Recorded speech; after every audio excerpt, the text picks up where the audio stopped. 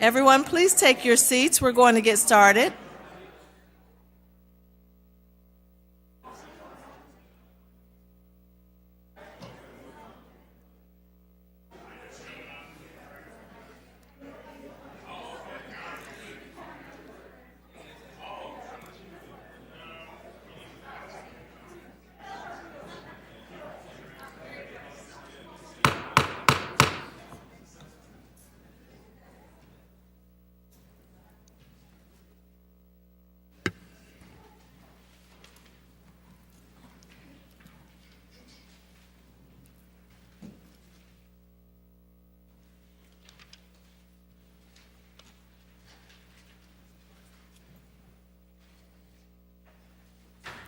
Good evening, everyone.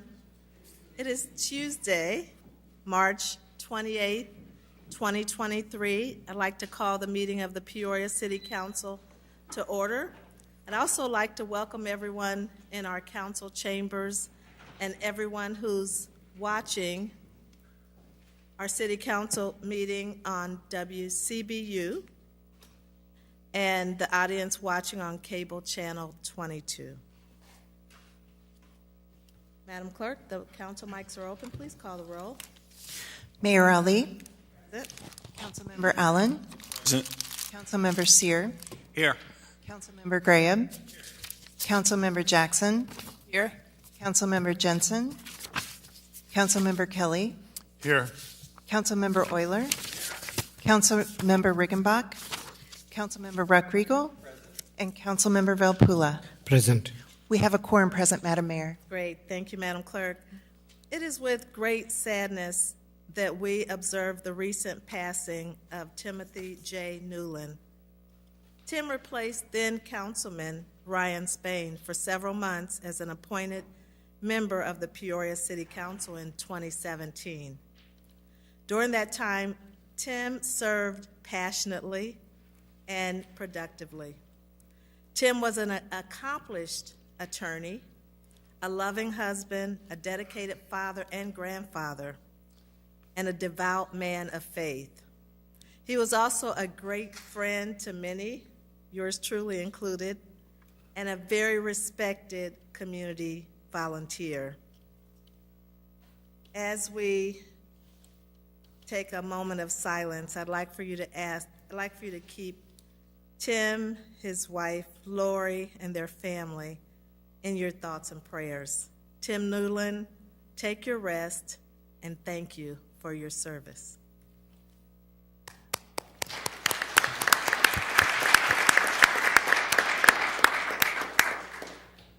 Everyone, please join me and stand for a moment of silent prayer or silent reflection, followed by the Pledge of Allegiance.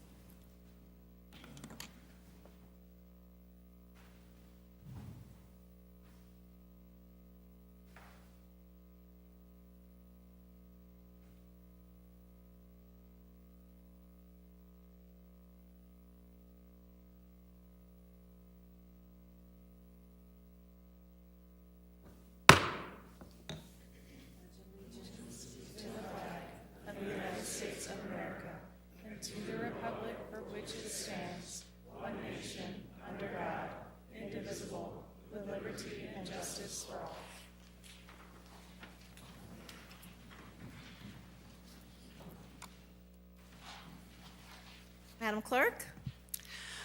We have two proclamations. Okay. I'm going to save a little bit of my voice and ask for a couple colleagues to help me with the proclamations today. The first proclamation recognizes Fair Housing Month. I'd like to ask Mrs. Cheryl Boswell, the Vice Chair of the Housing Commission, to come forth, and for Councilman Sid Ruckriegel to share the proclamation.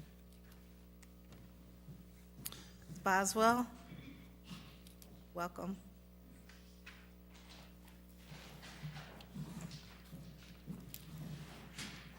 Thank you, Madam Mayor. Whereas the month of April has been designated as National Fair Housing Month by the United States Department of Housing and Urban Development. And whereas this year commemorates the 55th anniversary of the passage of the Fair Housing Act, the landmark civil rights law signed by President Lyndon B. Johnson on April 11, 1968, making discrimination in housing transactions unlawful. And whereas the Fair Housing Act prohibits discrimination based on race, color, religion, sex, gender, identity, sexual orientation, disability, familial status, national origin, military discharge status, physical or mental disability, and sources of income in all aspects of real estate transactions, including renting, leasing, home sales, mortgage lending, insurance, advertising, practices such as restrictive covenants, and new construction. And whereas ending housing discrimination and expanding equal access to housing promotes equity and fairness while contributing towards the economic stability and community health of Peoria, Illinois. And whereas our entire community benefits from diversity and integration, acts of housing discrimination and barriers to equal housing opportunities are unacceptable to a common sense of decency and fairness. Now, therefore, Rita Ali, Mayor of the City of Peoria, Illinois, does hereby proclaim the month of April as National Fair Housing Month in Peoria, Illinois, dated this 28th day of March, 2023. Thank you, Mayor. Thank you.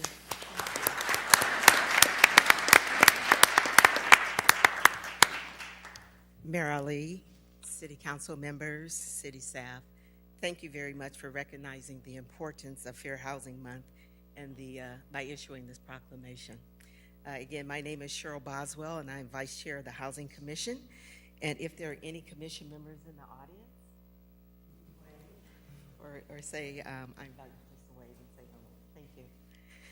The Housing Commission changed its name in November 2021 to best reflect the overall housing community and its needs with our discussions and recommendations to the city. Illinois is a fortunate state, and Peoria is fortunate to be a city to have so many walks of life protected by its human rights ordinance. April is a month when we reflect on and highlight National Fair Housing Month. And this month we feel grateful for the Fair Housing Act that was passed on April 11th, 1968. The law, as you stated, was designed to protect Americans from facing discrimination in selling or buying housing. Fair housing is a basic human concept. As a community, we have the right to be free from any form of discrimination. But the struggle for our community and across the nation is ongoing outside of the month of April. The Housing Commission will be releasing informational infographics and bulletins throughout the month of April via the city's social media, website, and our Housing Commission page. We invite you to participate in raising awareness of the housing needs within our community. Again, on behalf of the Housing Commission, we thank you for the proclamation and the recommendation. Thank you. Thank you, Mrs. Boswell.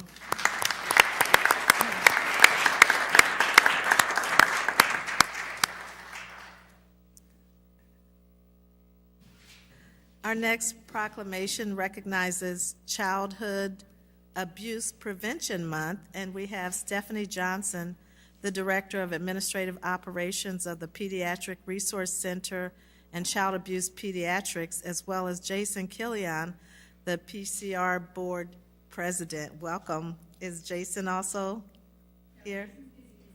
Okay. Okay. All right. Thank you. And I'm going to ask Councilman Andre Allen if he would please share the proclamation. Thank you, Madam Mayor. And as a former proud board member of the Pediatric Resource Center, I think it's appropriate that I do read this proclamation, so thank you for the opportunity. Whereas child abuse is a complex community problem and finding solutions depend on involvement among people throughout the community, and whereas the effects of child abuse are felt by all communities and therefore need to be addressed by the entire community, and whereas effective child prevention programs succeed because of partnerships created among the courts, social service agencies, schools, religious organizations, law enforcement agencies, and the business community and private citizens. And whereas awareness to support families of abuse is heightened in April by the Pediatric Resource Center, a prevention and medical services program offering positive alternatives to help break the cycle of abuse. The Pediatric Resource Center is sponsoring the 11th annual Kick Abuse 5K Run and Fun Walk at Donovan Park on Saturday, April 15th from 6:30 to 8:30 a.m. And whereas we call upon all citizens to increase their participation in efforts to prevent child abuse, thereby strengthening the communities in which we live.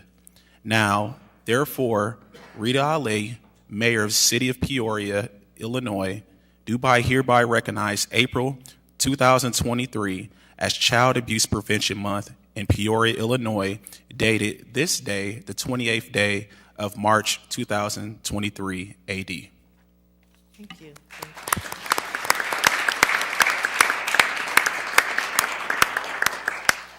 Ms. Johnson? Thank you very much. I'm the Executive Director of the Pediatric Resource Center. That's a service program with the University of Illinois College of Medicine. And we're in a unique position when we talk about child abuse prevention, because actually our services are when prevention isn't possible. We provide medical services to kids from the city of Peoria, but also 37 counties throughout Illinois. We have a specialized team of board-certified child abuse pediatricians, nurse practitioners, and social workers who provide outstanding medical services to kids who may have been abused or neglected. We coordinate care with the Peoria Police Department, Illinois Department of Children and Family Services, and the Peoria State's Attorney's Office to help with justice for these kids. Sometimes we're the only ones who are providing medical information about their complex injuries.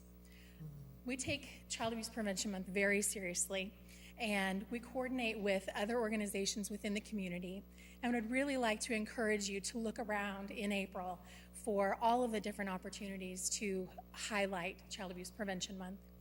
Awareness and prevention are possible, and I really would encourage each one of you to look in our community for those opportunities.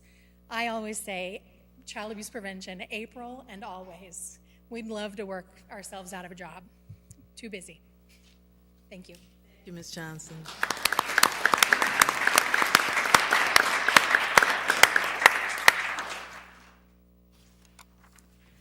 Madam Clerk? We are at approval of the minutes. Councilman Euler? Thank you, Madam Chairwoman. I move to approve the minutes of the City Council meeting held on March 14th, 2023 as printed. Seconded by Councilmember Allen. Any discussion? Please cast your ballots. Motion passes unanimously. Madam Clerk? We are at the consent agenda. 23-088 is a communication from the Mayor and Corporation Council with a request to approve the declaration of local state of emergency. 23-089 is a communication from the City Manager and Director of Human Resources with a request to approve and authorize the execution of a contract with Resource Management Associates in the amount of $39,075 to administer the Fire Battalion Chief Promotional Examination. 23-090 is a communication with a request to approve a professional services agreement with Roadway Asset Services, LLC, in the amount of $109,778 for the Pavement Condition Index Update 2023 project. 23-091 is a communication with a request to approve an intergovernmental agreement between the City of Peoria and the Greater Peoria Sanitary District in support of Pringle Technologies for the Haven on the Farm development. 23-092 is a communication with a request to approve an intergovernmental agreement between the City of Peoria and Tazewell County regarding the Tri-County Multi-Jurisdictional Guardrail Improvement. 23-093 is a communication with a request to approve an intergovernmental agreement with the East Peoria Fire Department for mechanical services and repair work on fire apparatus. 23-094 is a communication from the City Manager and Director of Community Development with a request to concur with a recommendation from the Planning and Zoning Commission and staff to adopt an ordinance approving a special use in a Class R3 single-family residential district for a short-term rental for the property located at 3218 North Isabel Avenue. 23-095 is a communication with with a request to concur with a recommendation from the Planning and Zoning Commission and staff to adopt an ordinance approving a special use in a Class C2 large-scale commercial district for an assisted living facility for the property located at 2020 West War Memorial Drive. And 23-096 is an appointment by Mayor Ali to the Peoria Public Library Board of Trustees with a request to concur of Christopher Gandhi. And that concludes our consent agenda. Thank you, Madam Clerk. Are there items to remove from consent? Councilmember Rodrigo? Thank you, Madam Mayor. 23-091. Thank you. Councilmember Velpula? Madam Mayor, 23-091. 91? Oh, same one, okay. Councilmember Seer? Can I just make a motion for the rest of them? I don't have any, I need to. I think there's still items. Okay, I'll come back. Thank you. Okay, I'll come back to you. Councilmember Jensen? Thank you, Madam Mayor. Item 23090.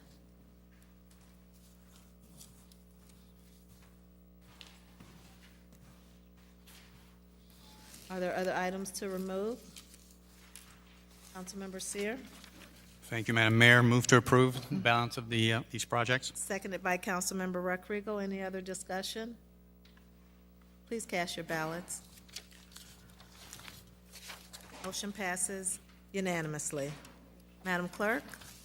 23-090 is a communication from the City Manager and Director of Public Works with a request to approve a professional services agreement with Roadway Asset Services, LLC, in the amount of $109,778 for the Pavement Condition Index Update 2023 project. Councilmember Jensen? Thank you, Madam Mayor. I have a couple questions about this. It's a very important program, so I'm glad we're still utilizing it. But my question is whether this is a new company that we're going to use than we've used in the past. It doesn't say that in the communication, and there's no description of the other bidders and no comparison with them like there usually is in the memo. Mr. Manager? Thank you. I'll turn it over to Director Powers to answer these questions for you. And I hate that I'm going to have to do the new guy thing here, but I was not here for the last either, so I'm going to have to defer and get back to you, Counselor. I do not know if it was the... I couldn't quite hear you. Sorry. He needs to get back with an answer. Correct. I'm not sure. I'll actually send a text here shortly and have an answer, but I just don't know if it's the same vendor as we used last time or not. Because I'm curious why we're using a different vendor, if we are. I mean, if maybe it's cheaper, but I thought we were satisfied with the prior one. So I'm just curious who else bid on this, and if we are moving on to a different vendor, why? Well, it would have been via the competitive bidding process would be why. That would be the only reason. Right, but we don't have an analysis of what factors each bidder had. There's none of that information contained in the memo. Exactly. I understand, and I will get back to you, Counselor. Defer to the next meeting, Councilwoman? Sure, I'll make a motion to defer. Seconded by Councilmember Euler. Any other discussion? Okay, move to defer. Please cast your ballots. Motion passes unanimously. Madam Clerk? 23-091 is a communication from the City Manager and Director of Public Works with a request to approve an intergovernmental agreement between the City of Peoria and the Greater Peoria Sanitary District in support of Pringle Technologies for the Haven on the Farm development. Member Rodrigo? Thank you, Madam Mayor. Please let the record show that I'll be abstaining from this vote due to a conflict of interest. Okay, thank you. Councilmember Velpula? Madam Mayor, I need to abstain as I'm involved with the Pringle Robotics. Okay, Thank you. thank you. Councilmember Euler? Thank you, Madam Chairwoman. I move to approve. Okay, seconded by Councilmember Seer. Additional discussion, Councilmember Jensen? Thank you, Madam Mayor. I'm just curious, it says that the expenditures will be funded from account 4013001 523655, but it doesn't say what the expenditure will be what the cost is? The cost is going to be about $2.6 million. We do have $2 million of American Rescue Plan funds, plus a $600,000 earmark from Senator Durbin that will be going to support this project. So we don't think there'll be any city cost, is that right? No. Okay, thank you. You're welcome. Do you have a motion? I think one was already made. Oh, it's already made, right. There was another question. Is it gone? Okay, we have a motion to approve on the floor. No more discussion. Please cast your ballots. Motion passes with 2 abstentions, Recreago and Valpula. Madam Clerk? We are at presentations. 23-097 is a presentation by members of the Greater Peoria Leadership Council regarding talent attraction strategy. I would like to welcome Mr. Doug Oberhelman. He's the chairman of the Gilmore Foundation Board of Directors, probably better known as the former CEO of Caterpillar. We also have Laura Cullinan, the president of the Gilmore Foundation, and Misty Dykema, the principal of Simantel. So thank you all for being here. Welcome. Thank you, Mayor Ali, and good evening to you and all the city council members. Believe it or not, I've lived in Peoria almost 50 years, and I've only been in this room one other time. Oh, my goodness. So I'm very happy to be here. But I'm especially happy to be here in 2 roles tonight. One as chairman of the Gilmore Foundation, which I'll describe in a minute, and the other one is the chairman of the Greater Peoria Leadership Council, which the mayor talked about just a minute ago. You may not all know the Gilmore Foundation or Bob Gilmore, who it's named after, but Bob was one of my early mentors in my Caterpillar career. Started in the shops in East Peoria, pulled himself up by the bootstraps, became president of the company in the 80s, which was a very tough time, and as you'll recall, got us through the influx of the great Japanese competition of Komatsu when they first arrived here in the late 70s and early 80s. Bob was born in the North Valley, lifelong and loving person for Peoria. Passed away a little over 2 years ago at just over 100 years old. Left a sizable endowment to be used solely in the Peoria area, the greater Peoria area. So far, as chairman of that group, since its formation, the Gilmore Foundation has contributed a little over $12 million strictly to Peoria causes. Not to mention greater Peoria, but strictly to Peoria. And I can tell you the corpus of that fund will bring many more multiples of that to us here in the Peoria area. Bob was a World War II hero, 30 combat missions in a B-17 over the English Channel, and he told stories that would shake you to your roots about how he felt in those days. He was a great storyteller. He survived all of that, signed up for 5 humanitarian missions, also known as the Berlin Airlift, and talked about that at length. A true American and Peoria hero that was really only interested in his legacy being to help Peoria and the greater Peoria region. And we on the foundation are very happy to be a part of that and oversee that. Diane's more well-known in here by far than I ever was, so I was happy to say that she delegated me to become before you tonight. But we are also, she's a lifelong resident of Peoria. I'm happy to say I am the only Caterpillar chairman and CEO to live here. This is our only home. We do not have a winter residence. We don't leave, and we're so happy to be here and enjoy what's been a wonderful experience over my almost 50 years of in and out of Peoria during that period of time. So some of us thought, as part of the business community in the last year or so, that Peoria we all need to punch more than we're punching our weight around the community. and the region. We all know we have so many things to offer. We all know what the geography is here. We all know the things that have gone on. We've all been down on ourselves a little bit with the departure of Caterpillar, the leadership of Caterpillar. And that's been 6 years already, because I retired 6 years ago Friday, and that announcement was made after I was CEO before I retired, which I did not appreciate, I did not agree with, and I told the board accordingly that and made my feelings known. But be that as it may, we needed to move on, we need to move on. And we've sort of noticed in the business community a malaise maybe in the community. When we asked Samantha to do some research, and you know what we found out that was one of the most interesting things was in comparing other communities on the internet, most of the negative comments about Peoria were from Peoria residents. I don't know about you, but Diane and I go to Rochester, Minnesota often. You arrive there, the first thing you feel is how proud those people are and what their mission in life is to help out the world.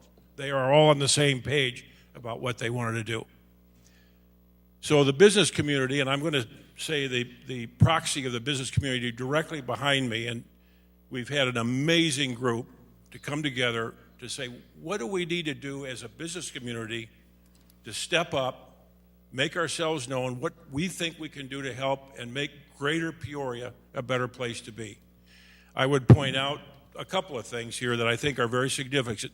Rick Swan is here from East Peoria, representing Mayor John Cowell, who has been very helpful with us and recognizes that this has to be a regional issue, and if you draw a large regional boundary, you get to 1 million people pretty quickly.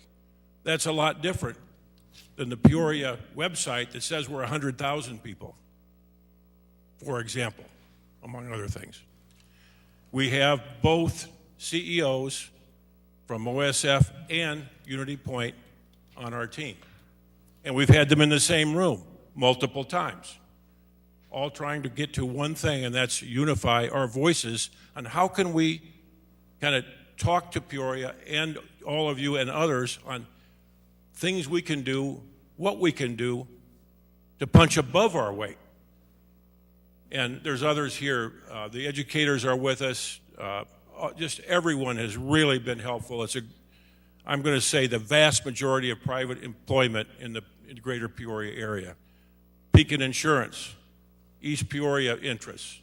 So it's a regional aspect we've put together. And as we sat down and talked about what we think we really need to do, thank you for advancing that slide for me. I guess I've got the clicker. I've been out of practice on that clicker. I used to do that for a living. But what we said that we wanted to do as we came together we concentrated on three things.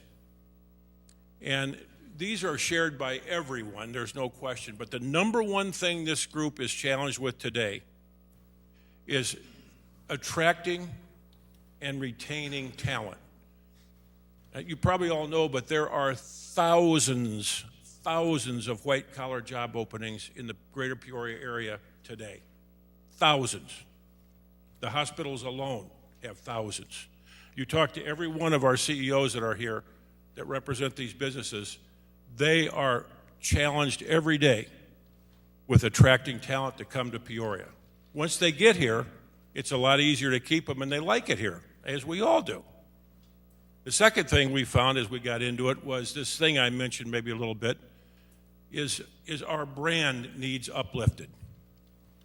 It's a great place to be.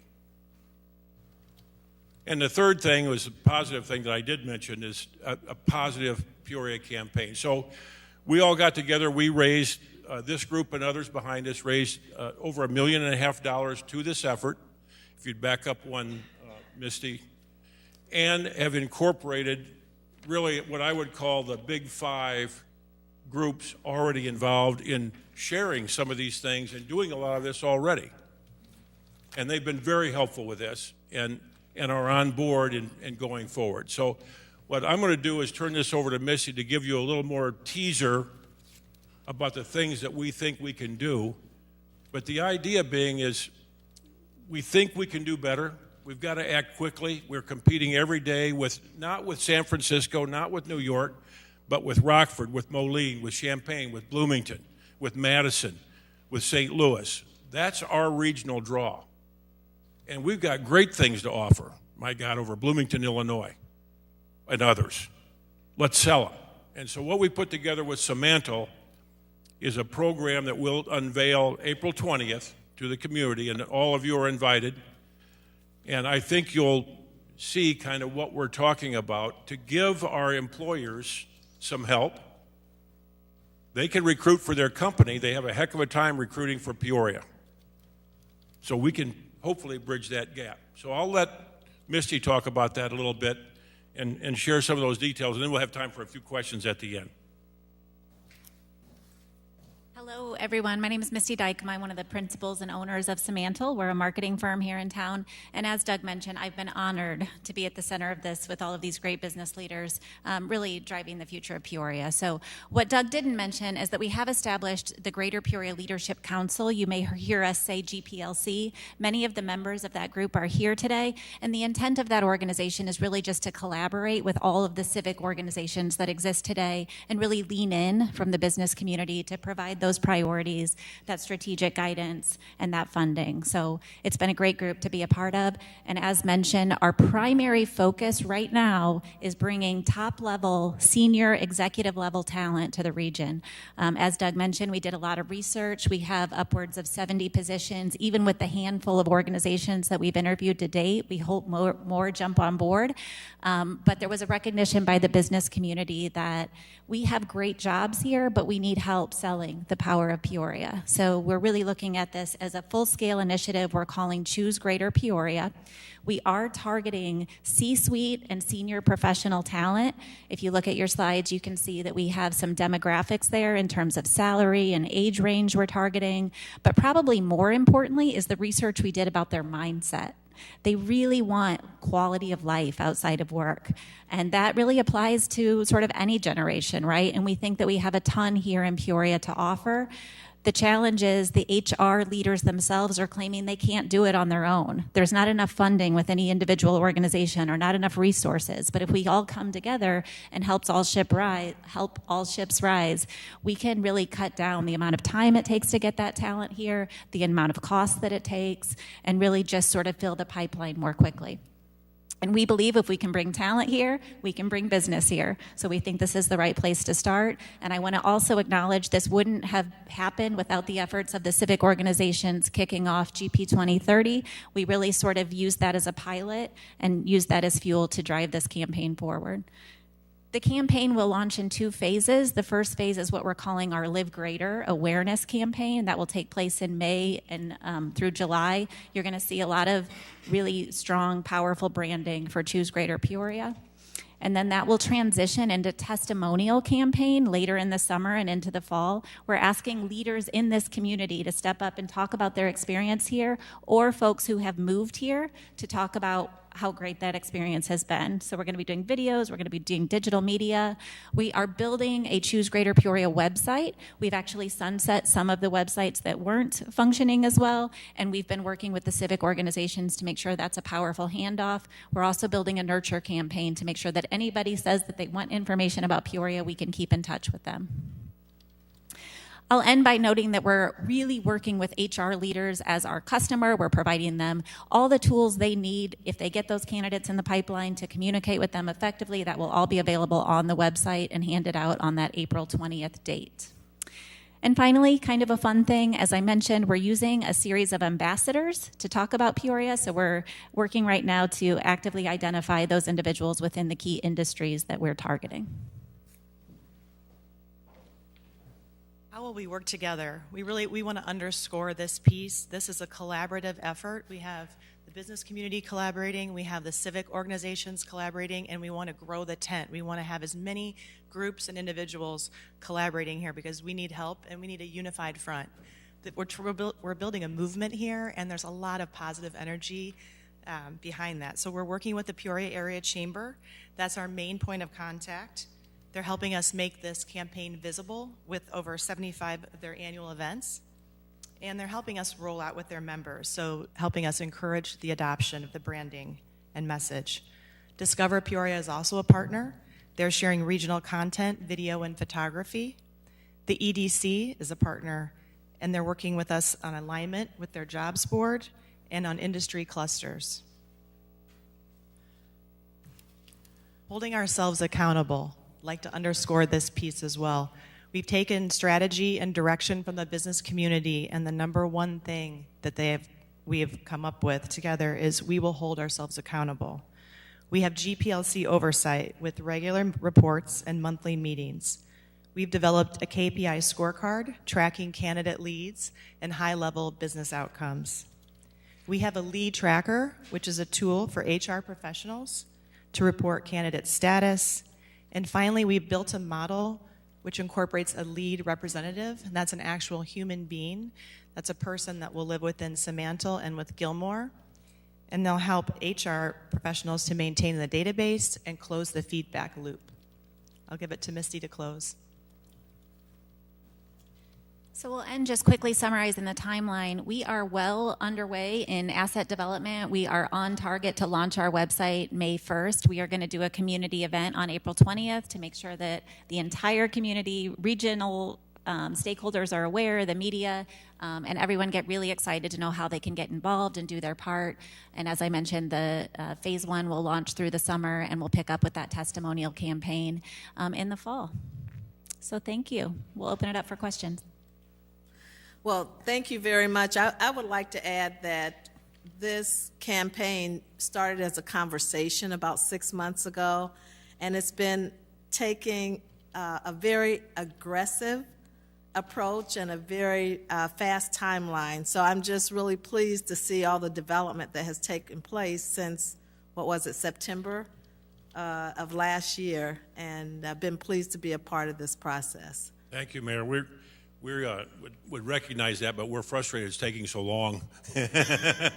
We're used to doing things a little quicker, but we've really worked on consensus to bring the community together to shape what we're doing, to make sure we've got buy-in from everyone, and I think we do. We've really had great success with that. Very happy about that. I know that there are questions from around the council. I'm just going to kick off with the first one. Because I know that you're providing some training for HR departments throughout the city, and even possibly with the City of Peoria HR department. How's that going? Misty? Thanks for asking. I just talked to Stacy, and she said she had her meeting today, actually. So we are reaching out almost on an individual basis for organizations that want to be involved and making sure that, as Laura mentioned, that reporting mechanism and that lead funnel actually works for each individual organization, but also allows us a level of parallelism to report back and meet that ROI. So those conversations are underway. We will also be meeting with marketing folks, and we want to be able to arm the CEOs to be able to launch this to their organizations and make sure that all employees who want to talk about the power of Peoria have what they need to tell their story in all their social spheres, since we know that's important too. This campaign will not only reach executives, but it will reach well beyond that, so we're excited about it. Thank you. Council Member Jackson. Thank you, Madam Mayor. Well, first of all, I'd just like to say thank you, everyone, for this wonderful presentation. And I have to say, as a lifelong Peorian, growing up, I've always had a global mindset and didn't realize until just a few years ago that Peoria would continue to be my home. I'm excited that Doug Oberhelman has chosen, and his family, to stay in this area, and we appreciate all of the hard work that you all are doing. And I'm happy, and I hope my colleagues around the Horseshoe, I'm sure they're happy to be able to help in any way we can. My first question, as a lifelong Peorian and as someone who left Peoria for 11 years and decided to return probably about 25 years ago when my mom got sick, I've always wondered about the lack of people who look like me in corporate positions in and around the city. And I've met some wonderful people. I have a diverse group of folks that I work with, but my question is, what are we going to do to have a real conversation and training around this whole issue of diversity and inclusion, because we are still not where we should be in terms of full inclusion. Yeah, thank you, Denise. I can tell you that when I led Caterpillar, this was high on our list. And I will also tell you that the first time that rating came out that made Peoria the top 1 or 2 worst people or worst cities for African Americans, I was answering to the board in the next meeting. How can that be in Peoria, Illinois, or anywhere else? And it's a very good question. And that is an image problem we have here that we've got to solve. Now, our group, we have solicited just about every African American. We're looking at a Hispanic restaurant community, which is large, but it's hard to find CEOs, frankly, to help with us. And we've worked on that, and the mayor, for our first meeting, encouraged us to do this very same thing. And we have some representation. We have, as you can see, a lot of female representation, which we're proud of. But it is an issue for this community and many others, but certainly for this one. But if we could get rid of that ranking, somehow it would help us immensely. And that might be beyond our scope of ability here, but I agree with you completely. Thank you. Just as a follow-up, and we don't have to have a show of hands. It would be interesting. I was challenged. I'm in a program. Since I left my communications profession, I've been substitute teaching, and I am looking to become certified. But in class last week, my professor challenged us to a bias exam. Say again, sorry. Bias exam, BIAS. I had never taken one. And as I sit here, listen to your comments, it's a question. I had never taken one, but I would like to pose the question for everyone in the room, how many of us have undergone such training? Because a lot of times we have biases that we're not privy to. And while we say, oh, I'm not this or I'm not that, but sometimes those subconscious biases have become ingrained into our thinking and our psyche. So I had to challenge myself, and I would like to just throw that question out there for all of those CEOs and HR department heads, and to do the same, because a lot of times we don't realize that we're using those biases subconsciously. So diversity training. This is the hottest topic in the nation right now that everyone is working on. Probably can't do enough, and it starts at home. I think that's your point. Thank you. Yeah. Thank you, Madam Mayor. Councilmember Valpula. Thank you, Madam Mayor. Thank you for this great presentation and initiative. I think it's a good news for Peoria's talent acquisition and retention. I really like the idea of attracting the talent, but I also have one suggestion. I would like to request to consider, making our own talent, growing our own talent. We are more focused on getting people to move to Peoria. But what I was working was how do we retain talent in Peoria? So that is one of the initiatives that, a prototype. I have a couple of stakeholders in this room, Dr. Iyer and Dr. Bailey. We've been working on as a prototype, which is more to retain talent by creating a talent workforce in the medical community. But I believe that could be taken to the next level in the manufacturing or any community, any job force that you like. But the suggestion that I wanted to make is to make sure that we don't miss our own people that wanted to stay in Peoria, and besides bringing the talent to Peoria. Thank you. If I could make an editorial comment.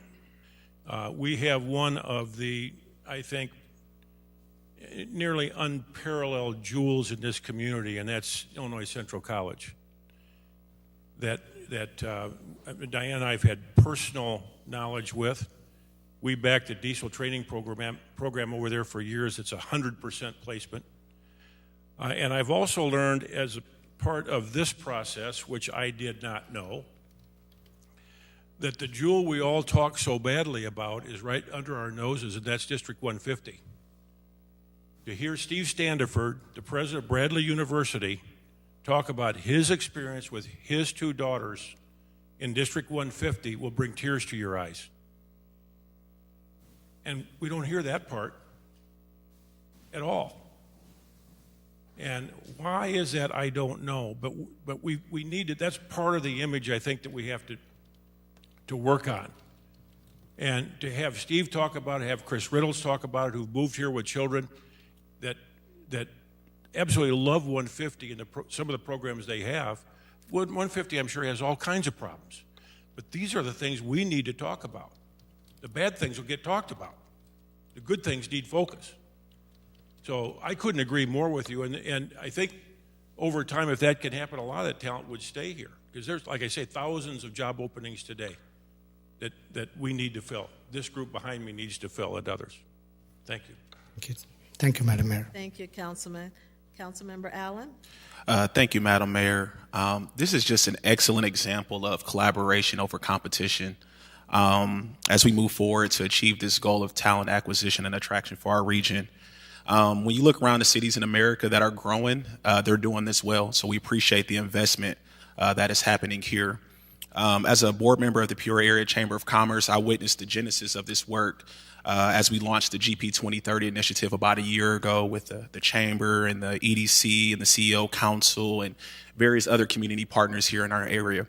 And I remember that sunny day in April, we were all at the Peoria Riverfront Museum, and it was a great day. The weather was beautiful, but we were humble and realistic because I believe the seed money we had at that time was $75,000. And we knew that was going to be like throwing a rock in an ocean, and it wasn't going to do a lot. And then there was some recent investment. The Chamber was able to leverage $500,000 per leader, State Representative Jahan Gordon Booth in the fall, and we were excited. But then we also knew that wasn't sustainable. And now that we have the amazing Gilmore Foundation part of this initiative, other business partners that have joined this initiative, this is amazing. This will take Peoria in the right step. So no questions, but just comments of excitement.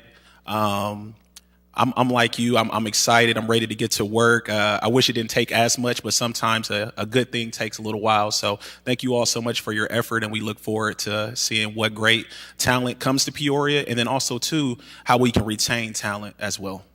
Thank you. Our vision really is one of the Gilmore Foundation being the catalyst with the business community and the civic groups, and I hope within a fairly short time disappear because it gets its own wings and takes off.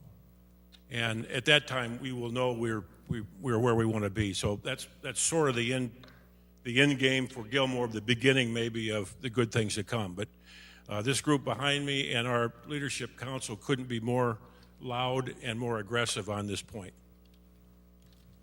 Councilmember Riggenbach? Thank you, Madam Mayor. And a big thank you to Doug and Diane and Laura and Misty and all of the leaders here in this room. This is so exciting to see, and for so many of us who live here and raise our families here, to see you locking arms in this common cause, it's really, really exciting to see. And I love the theme, greater, live greater, choose greater, so there's a lot of synergy there that I think we can grab hold of. We talked a lot about economic development, and to see this targeting the senior professionals and C-suites, I think, is really the sweet spot that oftentimes gets overlooked. So I'm excited to see what's going to happen on April 20th as this gets unveiled. And I would also say that I had the privilege of meeting Bob Gilmore about 10 years ago when we were doing some work in the East Bluff, some homes, new homes we were building, and he was a generous benefactor of that. So I'm sure he's smiling as he's looking. He was down. only about 90 then. So, and I see several Peoria Public School families represented even in the gallery there, whether we're talking about the golf at Richwoods High School, Mr. Hammerton, or the jazz ensemble that my son's involved in. There's a lot of good things here, and we'd help you write that list of those secrets of District 150 and Peoria Public Schools that remarkable things really are happening there as well. So thanks again, and we'll look forward to seeing how this unfolds in the spring. Great, thank you, Tim. Thank you. Councilmember Euler? Thank you, Madam Chairwoman. I don't have any questions. I want to say thank you. You and your team for doing something that's incredibly necessary and important for our community. Doug, when you and I departed Caterpillar about the same time over similar future visions of where our community needed to go and where the company was going, we've had a number of discussions about the vacuum that's been left in our community and the talent challenges and the vision challenges and the narrative challenges that we've tried to fight our way through the vacuum that's come since then. And I think this is exactly what we need to put us on a different direction. I recall a conversation I had with former state representative David Leach a couple years ago, and he was reminiscing about his time in Springfield and the differences between the community then and the community today. And he went through example after example of the CEOs in our community that were engaged in our community and all of the different things that they were doing. And he was asking me, where are they now and what are they doing now?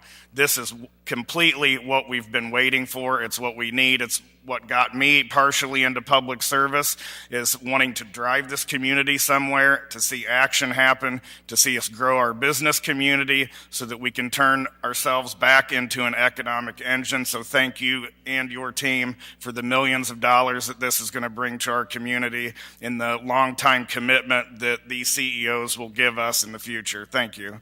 Yeah, thank you, Zach. I'm going to just take a minute, if I may, Mayor, comment a little bit more about Caterpillar.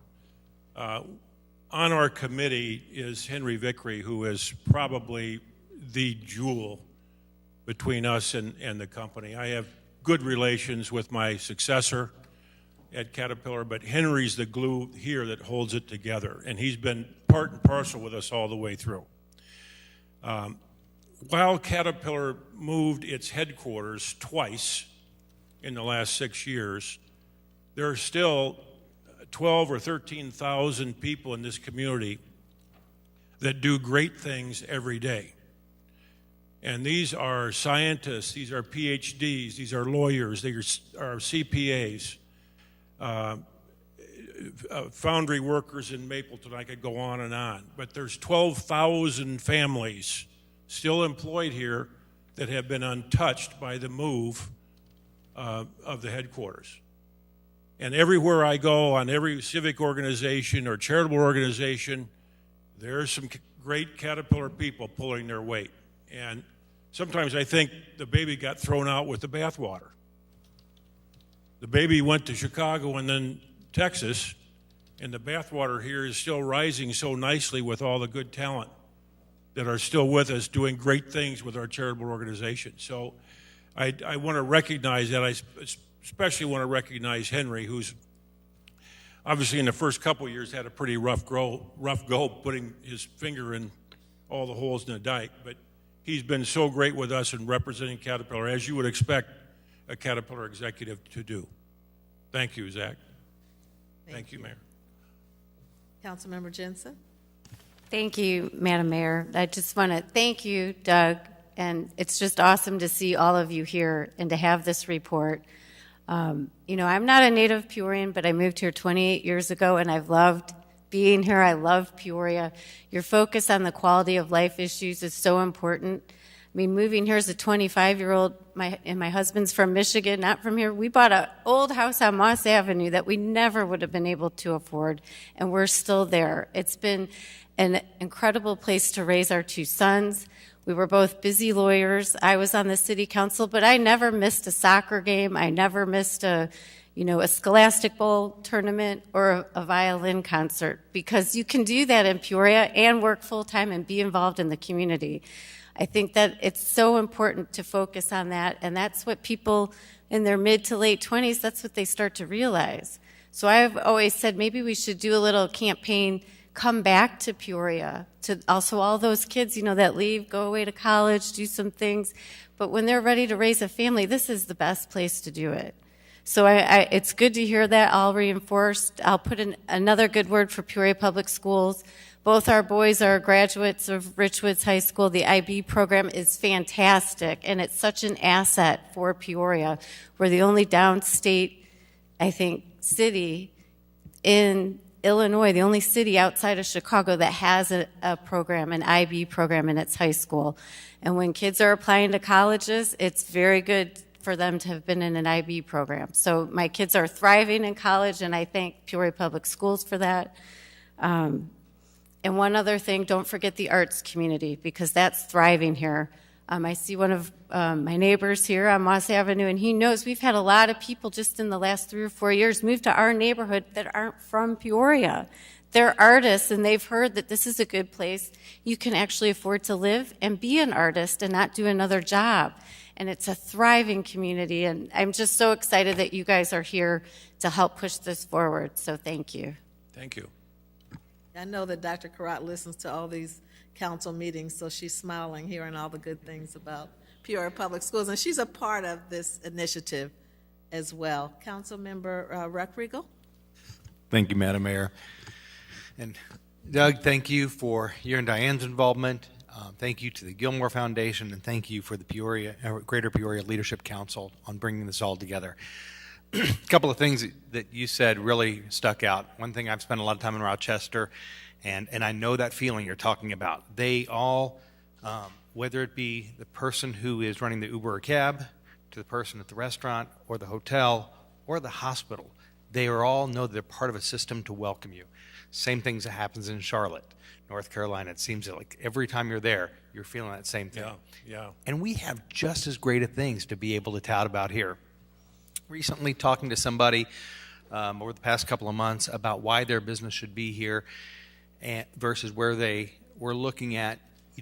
We could talk a lot about the numbers because we know the housing prices are better here. We know that there are so many things that we can put on a piece of paper.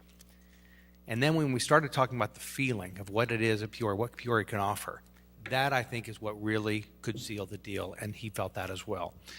One of the things that Peoria gives, and you know this, your family knows this, is that in a town like Peoria, in a community like Peoria, and that whether it be the city or the region, whether you are from here or whether you moved here, you can actually find a place to be able to make a difference and to be able to call this home very, very quickly. And that is something that I would challenge any other community to be able to find that welcome that you can actually feel a part of the fabric. So around council, you've got some people who grew up here, some people who haven't, and yet each and every person is a Peorian. I've got 100 questions, but most of them are just because I'm so excited about what I'm hearing, and I'm going to wait until April 20th for that. But one other thing that I really like about what is being presented here and what will be fully presented to the community on April 20th. It used to be where if you got a job, that was what kept you in a community. And now people have choices. And just like we're talent attracting to here, people have a choice once they're here whether they will keep that job, whether they'll talk to their friends who may be in other areas, or for those that are growing up here who have the opportunity for a job here or somewhere else to be able to decide to stay here. And everything that I'm hearing that you're pulling together, all of our advocates that are going to be out there talking about why they choose Peoria, all lend for those people to be able to decide to make this their home, and I think that's fantastic. Look forward to seeing great progress on this. Congratulations to each and every person involved. Thank you. Councilmember Kelly? Thank you, Madam Mayor, and thank all of you.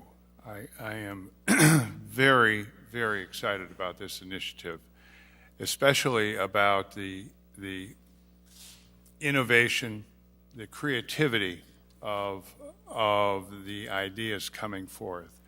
We have often, I think, looked a little bit like many other, in our marketing, like many other smaller to mid-sized cities.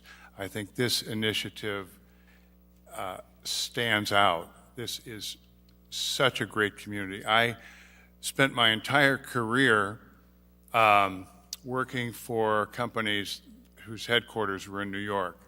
And of course, we'd have people come out every now and then, and they always knew that they were coming to someplace like Youngstown, Ohio. They knew they were coming to Smokestack City, and they were universally amazed at what this city had, and just rather naturally. And we're all very used to it. But they were just amazed, and I've never forgotten it.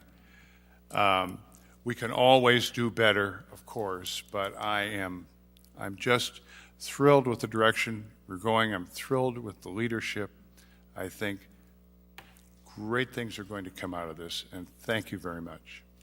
Thank you. Well, this team behind me is just first rate and together. And as I often said, if we can get this group and the other million people around us pulling on the rope at the same time, imagine what happens. And that's the challenge we have. And if we pull that off and get 80% of them pulling, we'll feel pretty good about it. Councilmember Graham. Thank you very much for the presentation. I think that the city of Peoria is already in a renaissance. And I think we are so close to the trees that we can't see the forest. One of my heroes is Steve Spain. He has done so much to recruit members of the creative class, professionals here to this community. He's been, yes, I'll use the term, and not pejoratively, a cheerleader. And I remember when I got here in 1995 and sat over there where Denny Sear is and Dave Kaler was on my right, we had a mayor. His name was Jim Maloof. You will remember him, Diane, that's for sure, and many of you in the chamber. And being a new candidate for office, sometimes I thought, well, maybe Jim Maloof is going overboard with this cheerleader role. He's cheerleading for Peoria all the time. And I can remember nights when people would be providing negative critiques. In some cases, they were deserved, but he would have at his fingertips all the great park programs we had, school programs, and he'd go right down the line and he'd have it right there, ready to go. And through time, I developed such a respect for him. And this city manager knows that there's a whole lot going on right now, but we need to tell the story. It's to the point where I'm somewhat overwhelmed with the redistricting to be able to tell the story of all the things that are happening just in the part of District 2 that's downtown, to where I asked City Manager Urick, hey, will you help me? Because I got a list here that's a mile long, and he's filling in other things. So we are in a rebirth. We are in a renaissance. Our best days are ahead. Peoria will never look like it did when Eisenhower was president, when I was a little kid shopping at Block and Cools. That's now the OSF ministry headquarters. That's not bad. We're changing. We're changing as a community. And what were we talking about in the mid-90s? Well, we were worried. We were nervous about our dependence on heavy manufacturing. And so we set about the business of diversifying as much as we could without discounting the importance of heavy manufacturing or manufacturing in general, to diversify this economy, professional, technical, healthcare.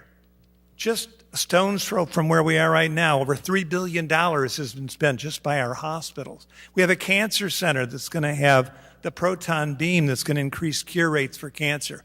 Peoria is moving forward, but we've got to get the message to everybody out there. Now, when I go out into my district, as I listen, and believe me, I do listen, basically everybody's happy with where they live. And they're thrilled with the fact that for the first time, Mayor Ali, we actually have some money to do some things, to rebuild this terrible infrastructure that you and I, Doug, have talked about. When you'd go to other countries, it would kind of disgraceful the way some of our airports are and some of the infrastructure in this country, and we're beginning to reinvest in this country. Chuck, there's absolutely nothing wrong with construction cones, let me tell you that. That's right, and we actually have money to hopefully rebuild our control tower out at the Greater Peoria International Airport. There are so many different things, but we've got to tell the story, and that's why your presentation tonight is so crucial and so pivotal toward our future progress. Thank you very much. Thank you. And lastly, we have Councilmember Sear. Thank you, Madam Mayor. Mr. Manager, now that I know that Chuck used to sit here, I need a new chair for the next meeting, please. I thought this one was kind of full air. I'm just teasing you, Chuck. Doug and Diane, thank you very much for being here tonight, and thank you for, I got to recognize some of my friends over there from PNC Bank and the Vanakins and Henry and the hospital. Thank you very much for being part of this great team. We need you guys very much. Just one question for Doug or Misty about some of the partners we have right here, and maybe I'm missing it in the presentation. Will the Peoria Area Visiting Convention Bureau and Civic Center be part of this partnership to talk about the quality of life in Peoria? Who was the first one, Dennis? The PACVB, the Convention Bureau? Oh, yeah, oh, definitely. Yeah, Misty, I'll let you take that. Yeah, they are. Discover Peoria is a part of it. We haven't talked to the Civic Center directly, but we are opening up conversations to stakeholders all around the region. We're talking to the Morton Chamber of Commerce, East Peoria, Pekin. So absolutely, we'll put the Civic Center front and center, but we are working with and the Discover. Convention Bureau. Okay. Thank you very much for answering this question. And again, I know you're all very, very busy. Thank you very much for taking some of your time to come and talk to us tonight. This is great. Obviously, we're all very, very exciting, and looking forward to the debut in June. Thank you very much. Great, thank you. Thank you. The Greater Peoria Leadership Council recognizes that our people are our greatest assets, and we need more. We need to attract more, we need to retain more, but we can do anything through collaboration, and that's what we have right here, a strong collaboration and a growing collaboration. We thank you for your presentation, very well received. You said it's been your second time in council chambers, so Doug, we're going to invite you to come back for a third time. Maybe give us an update in a few months, how things are going. Happy to, yeah. That would be wonderful. We'd be happy to. And just kind of on that point, Madam Mayor, collaboration, it's really going to take that. It's going to take the help of everyone in this room and many other rooms around the region to really make this go. I benchmark off Rochester, Minnesota, and that community up there has it together in terms of how they welcome people and the strategy they use for the community. We've got to get there because others around us are doing it every day, but we need everybody, and it's all hands on deck for that. So we really appreciate the time here and the reception that we've received, and we'll need your all help as well. Absolutely. Thank you. Thank you very much.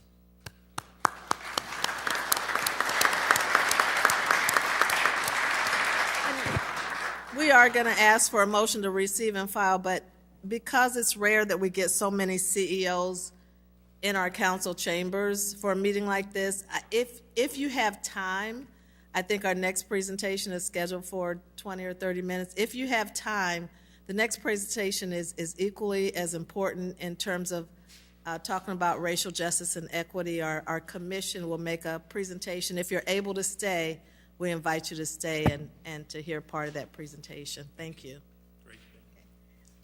Move to receive and file by Councilmember Ruckriegel, seconded by Councilmember Jensen. Did you have your hand up? Councilmember Jensen. Any discussion? Please cast your ballots. Motion passes unanimously. Our next presentation is a presentation of the Racial Justice and Equity Annual Report. It is presented by the co-chairs of that commission, Mr. Tim Birchie and Ms. Mary Peterson. This is the biggest commission that we've ever had. It's a joint commission with Peoria County that was established now about a little bit over a year ago, maybe a year and a half ago. Okay. All yours. Well, good evening. Thank you. And thank you for that presentation. I think it fits well in what we're talking about here this evening and making Peoria and the county of Peoria be the best place that we can be for all citizens, all residents. My name is Mary Peterson. I am the co-chair of the Joint Commission on Racial Justice and Equity. I have with me here Tim Birchie, who's the other co-chair, and we thank you for this opportunity this evening to speak with you about the Joint Commission on Racial Justice and Equity and our report out of our findings. As the mayor said, about a year and a half ago, you, the city council, along with the county board, came together and approved this commission to look at. The mission was to accelerate efforts to institutionalize racial justice and equity within the county and the city government. Equity was defined as in the charter as fair and just opportunities and outcomes for all people. We took that mission. It presented a challenge to us. The question was whether today is racial disparity and that it impacts the justice and equity in our community. Does it impact our community? We began our work and we asked the question again, are there material disparities between the races in our community? If so, how large? Can we find data that supports this and not just anecdotal but hard facts data? And we did. And we will talk about that this evening, what we found. It's also in the report that you have that you should have received in your packet. We're just going to highlight a few things this evening. You have this, and so we'll give you, after we highlight it, we'll give you an opportunity to read that. We did find that there are many disparities in our community. There's no exception in the various areas that we looked into that there's significant disparities between white people and people of color. Every area that we examine shows that there is a large gap in terms of the races in our community. Oh, thank you. These differences are substantial and life-altering. Tim, would you walk us through our next stages of our report?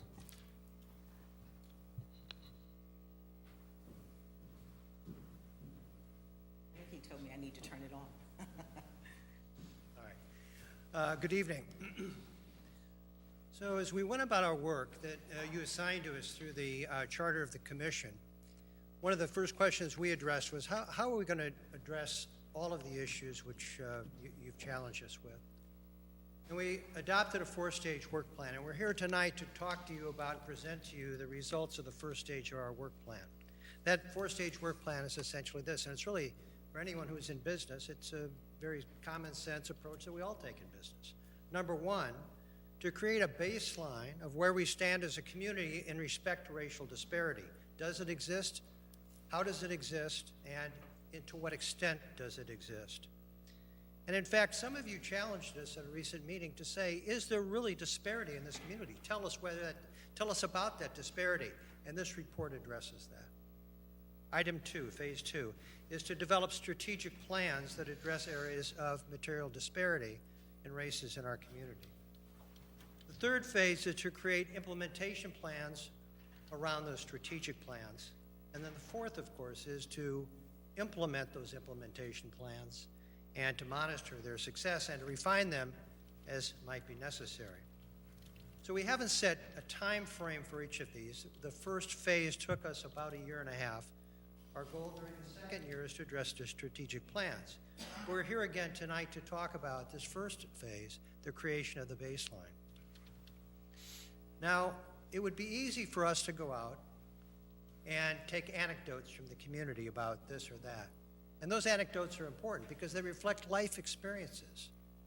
But by the same token, we were told repeatedly by some of the people in this room, by people nationally who have been involved in this process in the past, and by those who are involved with grant making, should we go down that road, that data is essential. Reliable, trustworthy data is essential to showing our case and improving the situation that we're in and showing that progress, in fact, is being made. And then one can, after that's done, supplement that with the life experience information. And then add to that the experience of other communities. What are the best practices for those other communities that have adopted similar plans to ours? And there are many communities that have done that. Perhaps most noteworthy is Seattle, King County, which I think is thought of as the leader in developing racial equity plans. Now, Seattle's not the only community. There are other large communities that do this, Washington, D.C., St. Louis, etc. But there are communities as small as, say, Dubuque, Iowa, that do this as well. So one of our goals in this second phase is to take the experiences and the best practices of other communities and meld them to the other information that we have. Now back to phase one, which again is in our report tonight. The baseline is a compilation of data that we have obtained. One might say, well, is that data reliable and trustworthy? And here are the sources of our data, and they're all footnoted at the end of our report. The U.S. Census Bureau, the Illinois State Board of Education, the U.S. EPA, Peoria City and County Police Records, and the Peoria County Health Department. Those were our primary data sources. They're reliable sources that you can rely upon as you read this report. Now you'll see that in a number of cases, we do not have data for the Hispanic, the Latinx population of our community. And if you don't see that, it's not because we didn't include that data. Sadly, in many cases, data for the Hispanic community is simply not available. Where it is available, it is in the report. In fact, I think we were quite surprised as we went through the available data that there was a lack of information about some of our distinct populations in this community. It's one of those issues I think that we'll need to deal with as we go forward. Now, our commission itself is divided into 9 groups, and each of those 9 groups was responsible for obtaining the data you're going to see this evening, or that you've already read, hopefully, in the reports that were provided to you. Mary's going to talk about the steering committee and the 8 subcommittees and begin to walk us through the data. As Tim mentioned, there are 8 subcommittees in the steering committee: Child and Youth Development, Economic Development and Jobs, Environment and Climate, Health and Human Services, Housing, Information and Technology, Justice, Transportation and Mobility. And a lot of this has already been talked about in the presentation earlier. As the steering committee, our charge was to steer this committee, this commission, to provide direction, to write processes, and to steer them. As the steering committee, we looked at some indicators of disparity ourselves. For example, the life expectancy of a black person compared to the life expectancy of a white person, there's a 15-year difference. 79 for a white person and 64 for a white person. I'm sorry, 79 for a white person and 64 for a black person. The median house value for a black owner is 59% less of that of a white owner. The Hispanic owner, the home median value is 74% less of that of a white home. Elevated lead levels found in the black community and black children is 10.1% compared to 6.3% for white children.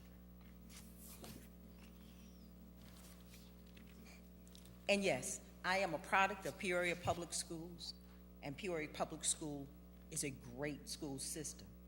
We do still have some challenges.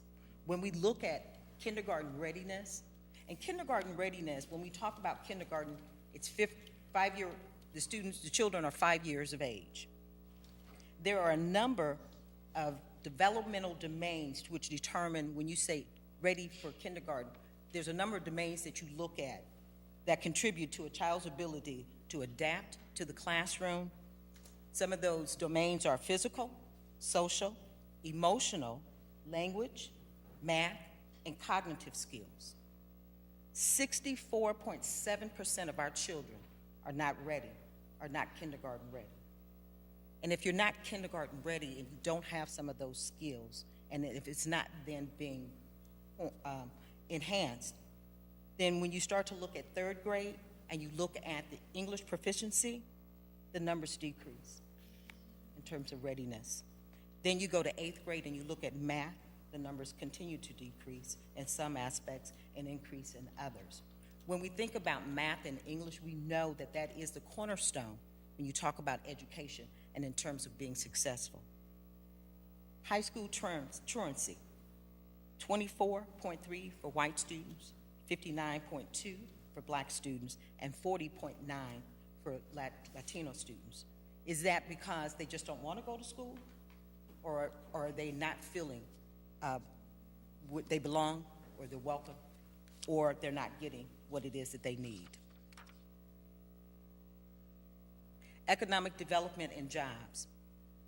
When we talk about median household income, when you start to look at wages, and we just talked about the wages of women, when you look at wages, black men make 87 cents on the dollar compared to white men.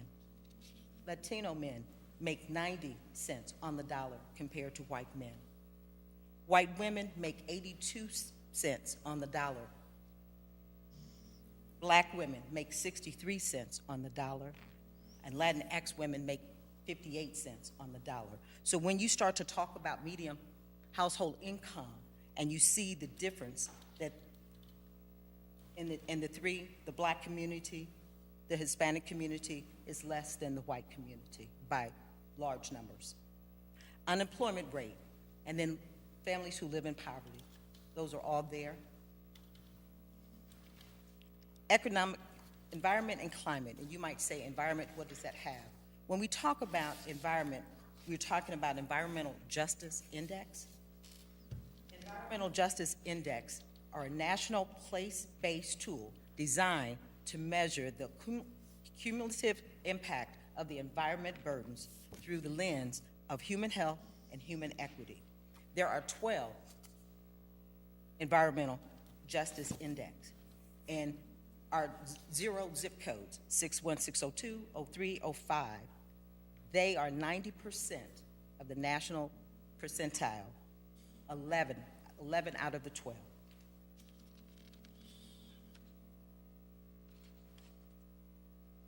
Human services, health and human services.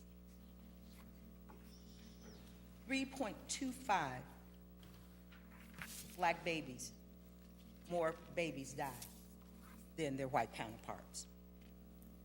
More black people die from cancer and heart disease. Is it for the lack of medical facilities or medical treatment? Housing, and we just had, we talked about housing here.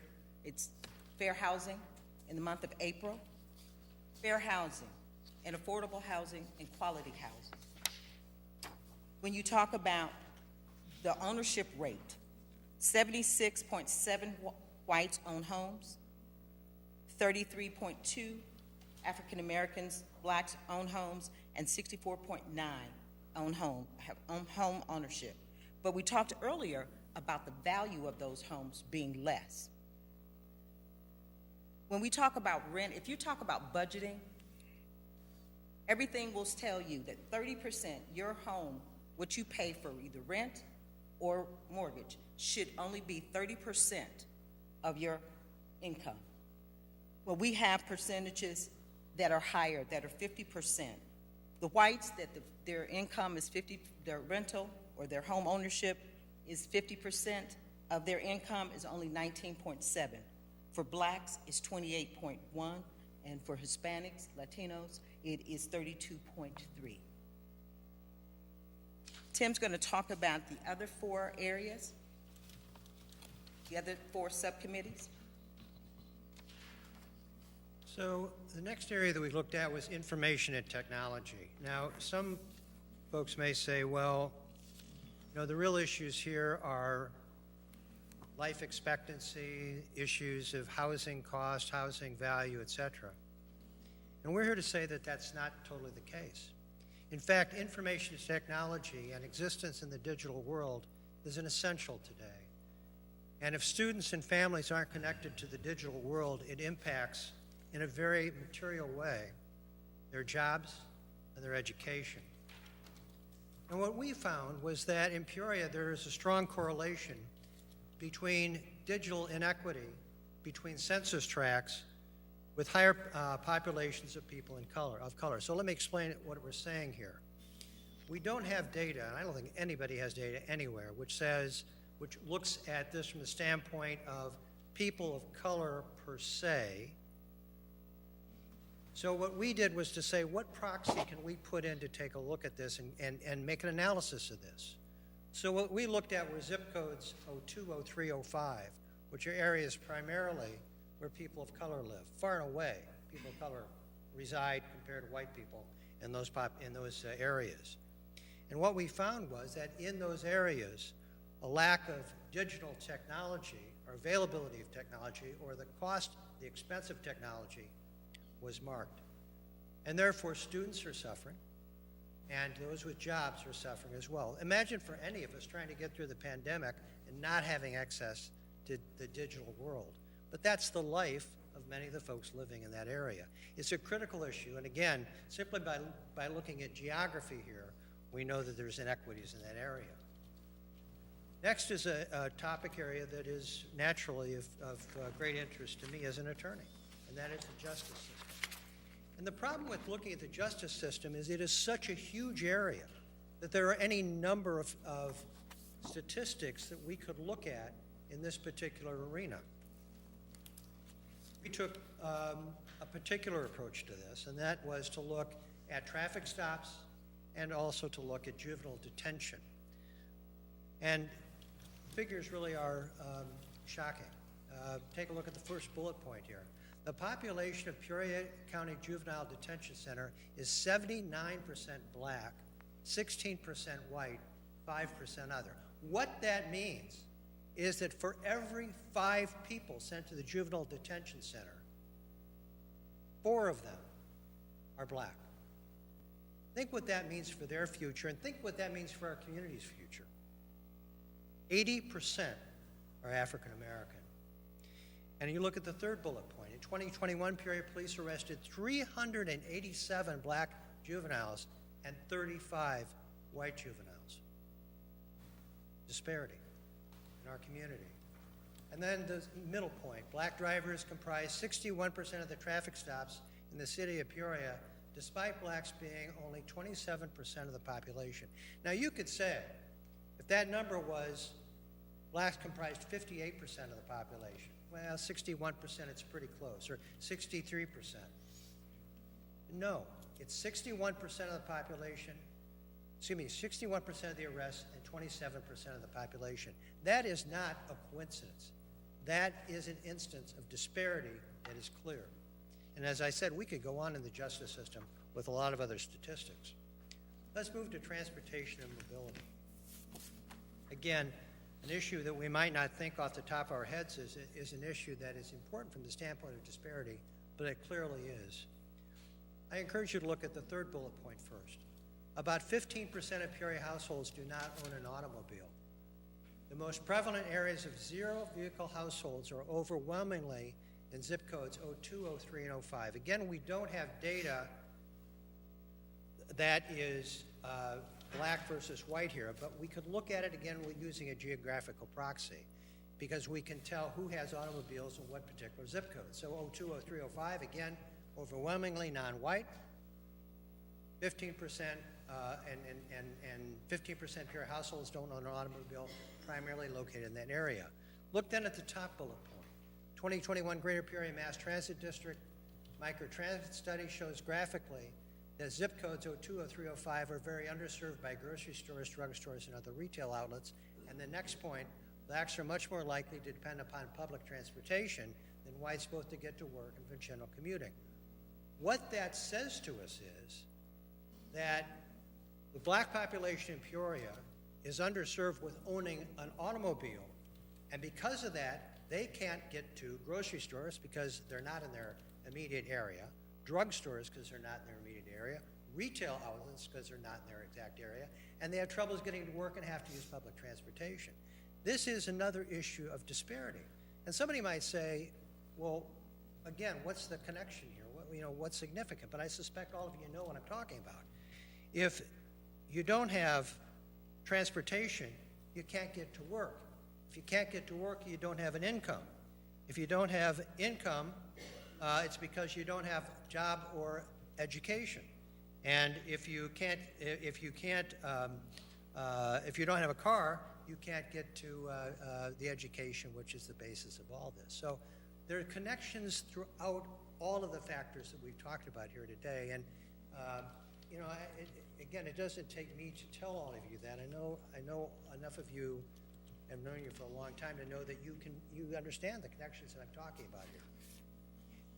They're replete in our report. And frankly, as we've gotten into this, we've realized even more how interconnected all of these issues are and the holistic approach that we'll need to addressing these issues.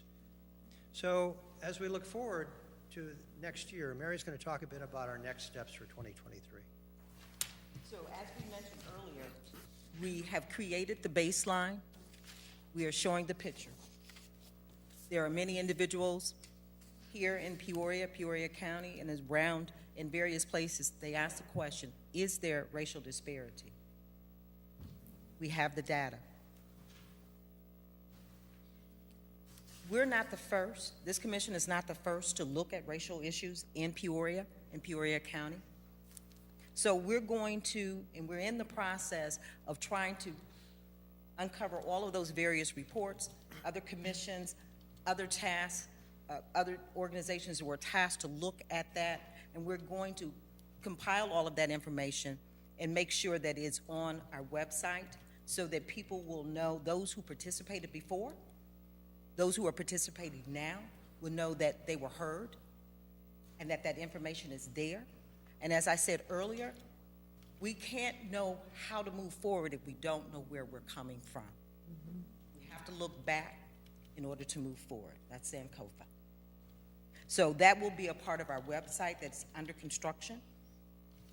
Looking again at the REIA, which is the Racial Equity Impact Assessment Tool that we are looking at Peoria City and Peoria County to take a look at. It's a tool that the city and the county can use to be intentional when they are making changes, whether it's budgetary, policy changes, to find out what is the impact on the entire Peoria and county. What's the impact on all individuals and not just a few that we represent. And then next, we are going to, Tim talked about it and I've mentioned it, we're going to go into the community and we're going to ask the community, we have compiled data. This is what the data says. Now, from your lens, is this factual? Is this true? And if not, then what is? And how do we go about solving it? Because it's going to take all of us to solve. Tim is going to talk about the next steps. We have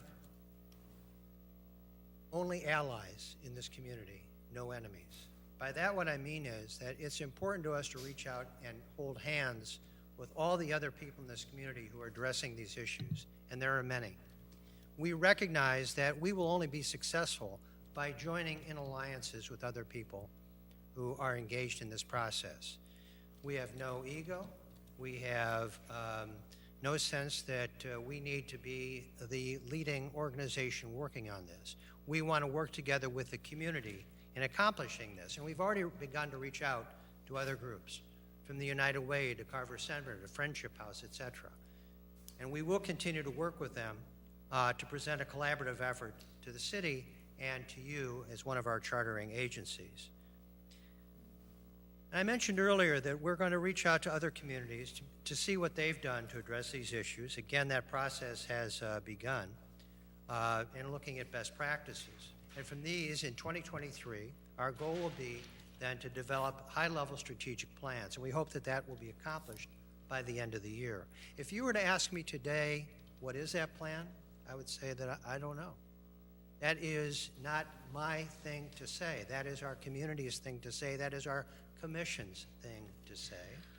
And again, as I said, this is a collaborative effort that we will bring to you so we can all work together on what we're trying to accomplish.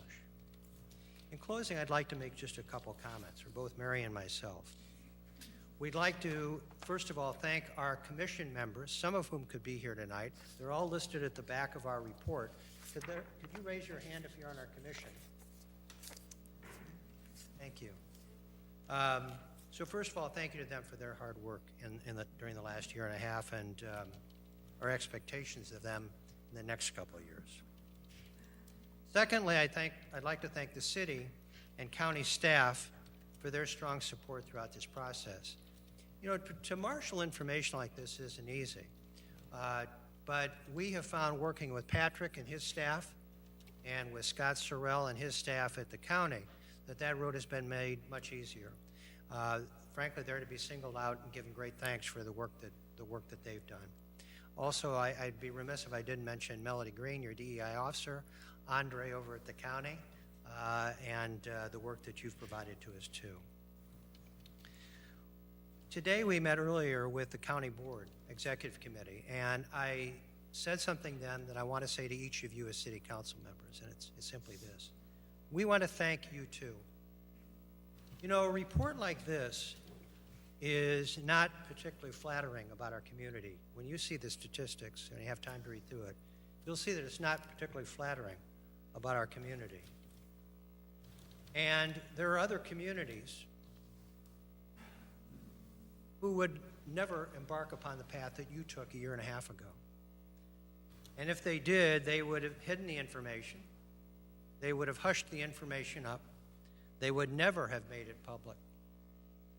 And yet, when we put together our draft report and shared it with the city and county, not one voice spoke up to say, change this, change that, don't say this, don't say that.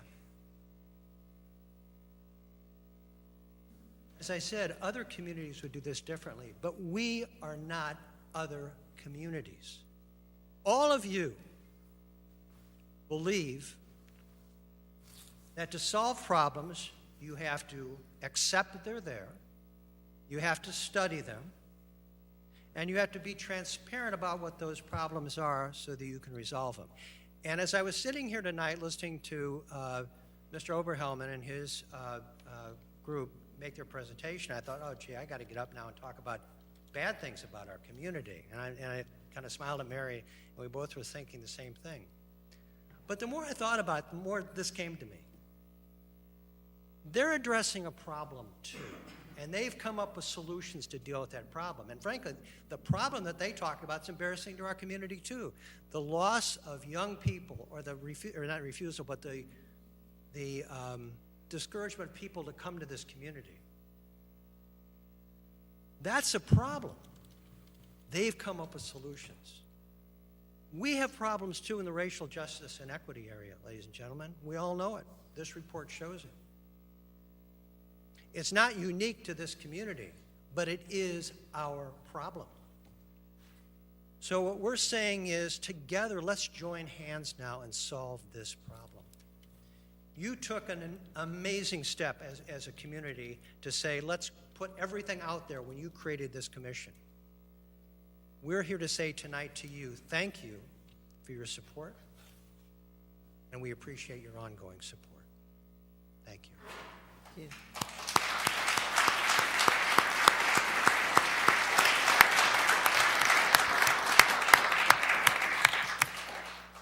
Tim, thank you for your leadership. For the past year and a half, you've been volunteers, blood, sweat, and tears. You've given so much of your time in co-chairing this 100-plus member committee, leading the steering committee, leading the 8 focus committees. We thank the co-chairs of those focus committees. We thank the steering committee. You know, this really exceeded my expectations. It's the hard truth, data-driven, but it tells us where we are, and we have to know where we are before we can begin to get better. And so I thank you for this. It's very professionally done. It's only going to help us to move forward. So I thank you on behalf of the Peoria City Council, and we look forward to joining hands with the entire community in making Peoria a better place for everybody. Allen? Thank you, Madam Mayor. I, too, would like to express my sincere gratitude to our co-chairs, Ms. Mary and Tim. Also, appreciation to the 160 members that are part of this joint commission, giving up their time, talent, and expertise to this important work. The 2 reports that we received tonight are interconnected to the growth and success of our region. When you talk about trying to attract and retain talent here in our region, we have to address the inequities that exist. As Mr. Oberhelman referenced in his report, the 24/7 Wall Street isn't the billboard material that we want for our city. But I think those who will consider coming to our city when they see that we have a joint commission on racial justice and equity to address the issue, that we're owning our problems and realizing that we're going to put solutions in place in order to address them, I think that's an exciting thing, and maybe they will want to be a part of those solutions. It's essential that we recognize that we have community members that don't have the same social advantages and opportunities as others. We've got to become comfortable having some uncomfortable conversations. And this is some pretty heavy stuff. It really is. But as we continue to have the conversations, continue to collaborate, continue to work together in synergy, we can really do some great things in this city and in this county as well, too. So I applaud the efforts of you all. I look forward to being a continued resource and champion for this work. I'm excited for, again, both reports that we had today, because it demonstrates that we are taking control of our region. We realize that we have work to do, but we're not sitting on the sidelines. We check it in the game. So thank you to everyone for being present today, and I look forward to a better tomorrow for our city and our county. Thank you, Mayor. Thank you. Councilmember Riggenbach? Thank you, Madam Mayor, and thank you to our chairs of the committee and all the members of the subcommittees and groups, working groups that have made this report possible. Very sobering data, very sobering reading, but as a guy who likes to see things in clear, understandable manner, you did a wonderful job in presenting this and providing us with a baseline, as you mentioned multiple times through that, because as we work through this and look to the future for addressing these issues, if we don't know where we're starting, it's going to be impossible to measure how far we've come. So I really appreciate that. And I think this might be a little, I think this work needs to have that same outreach and regional appeal that our previous, the last presentation had, because this clearly isn't something just that's a Peoria issue or Peoria County, but this is something that affects the whole greater Peoria area. And I would just challenge my colleagues in the other communities to take a look at what's been done here and to see how this can be replicated in their communities for the cause. And regarding the racial equity impact assessment, I also think it's important that we include our, not just the city and county, but look at our education partners in Peoria and recreation partners, and that this is something that we embrace as a whole, because just having one segment handle it isn't going to take care of the overarching problem. So again, thank you so much for the work and the dedication of all the folks who helped contribute to this.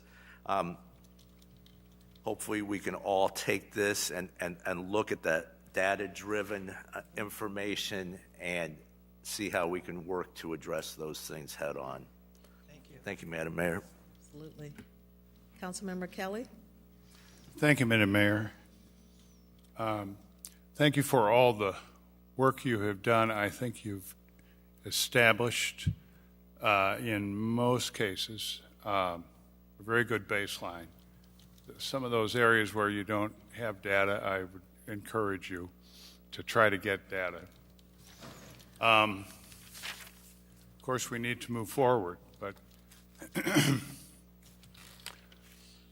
what we see is a picture of what is. We do not see a picture of why. I think a good work for the Commission is to examine the causes. We can go out and try to solve something, but if we don't know the cause of the problem, we're walking around in the dark. You know, it's like somebody's got a high fever. You can put them in a bathtub full of ice, I guess, and bring the fever down. But the reason for the fever is that infection, which has nothing to do with ice, doesn't really get you anywhere. So I would urge you to try to get in there and identify some. I don't know that we can know all of the causes, but to identify some of those causes, because that's the key to solving a lot of these really disturbing data points we have. Thank you. Thank you, Madam Mayor. You're welcome. Councilmember Graham? I look at this a little bit differently. I would like to see some concrete suggestions that this commission would make to our teachers and principals who are working with our children every single day. Every single day. And also some concrete suggestions to our police officers who are out there on the front line working to protect all of us every single day. Because as Paul Harvey said, we need to hear the rest of the story. And believe me, you go out and you provide this data, you'll get a reaction from the teachers, you'll get a reaction from the police officers, and it won't be ethereal anymore. And then I think you're going to hear about 4 words spoken. Where are the parents in this community? I better lop off the "in our community" prepositional phrase. Where are the parents? Help us address that. I remember when we had a police chief, his name was Arthur Kelly III, and we were very alarmed during his tenure as police superintendent. It wasn't a long tenure, about the number of students who were truant out on the city streets when they should be in the school learning. And for a while, we were on kind of a kick to make every police officer in this city a truant officer. Well, that didn't go very far because even then, we didn't have enough police to properly police our city.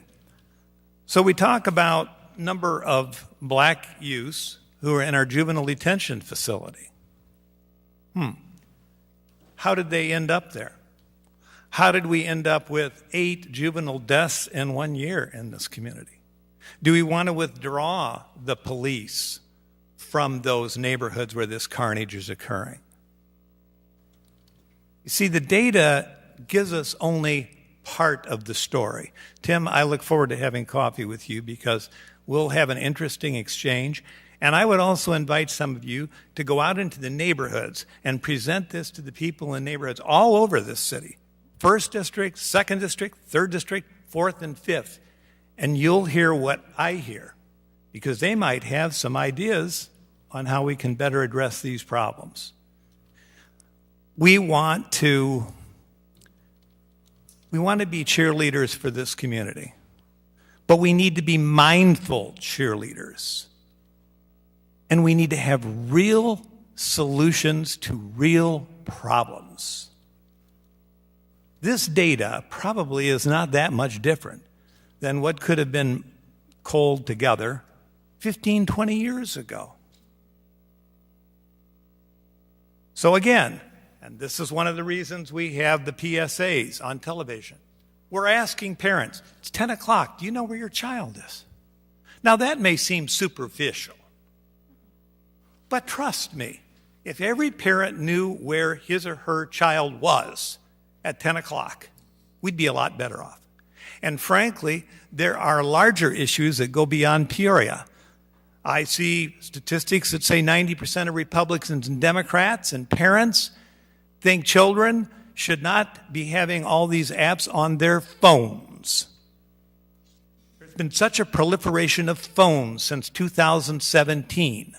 I hear from the police department that children are getting into tussles on Facebook and other social apps.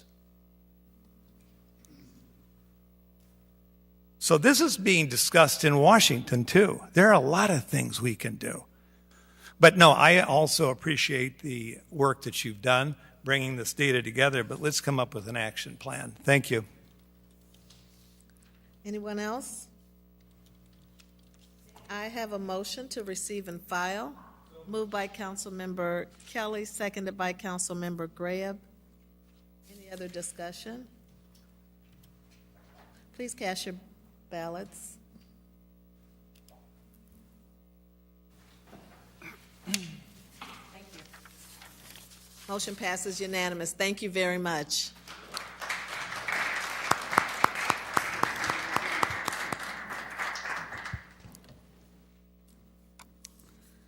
Madam Clerk? We are at regular business. 23-099 is a communication from the City Manager and Director of Community Development with a request to approve the allocation of Community Development Block Grant funds for the rehabilitation of Logan Park and Morton Square Park in the combined amount of $875,000. Mr. Manager? Thank you, Madam Mayor. I'd like to turn it over to Community Development Director Joe Doolin to talk about this item. And I know that we also have with us Emily Cahill, the Executive Director of the Peoria Park District. Thank you, Mayor. Thank you, Manager. Thank you, Council.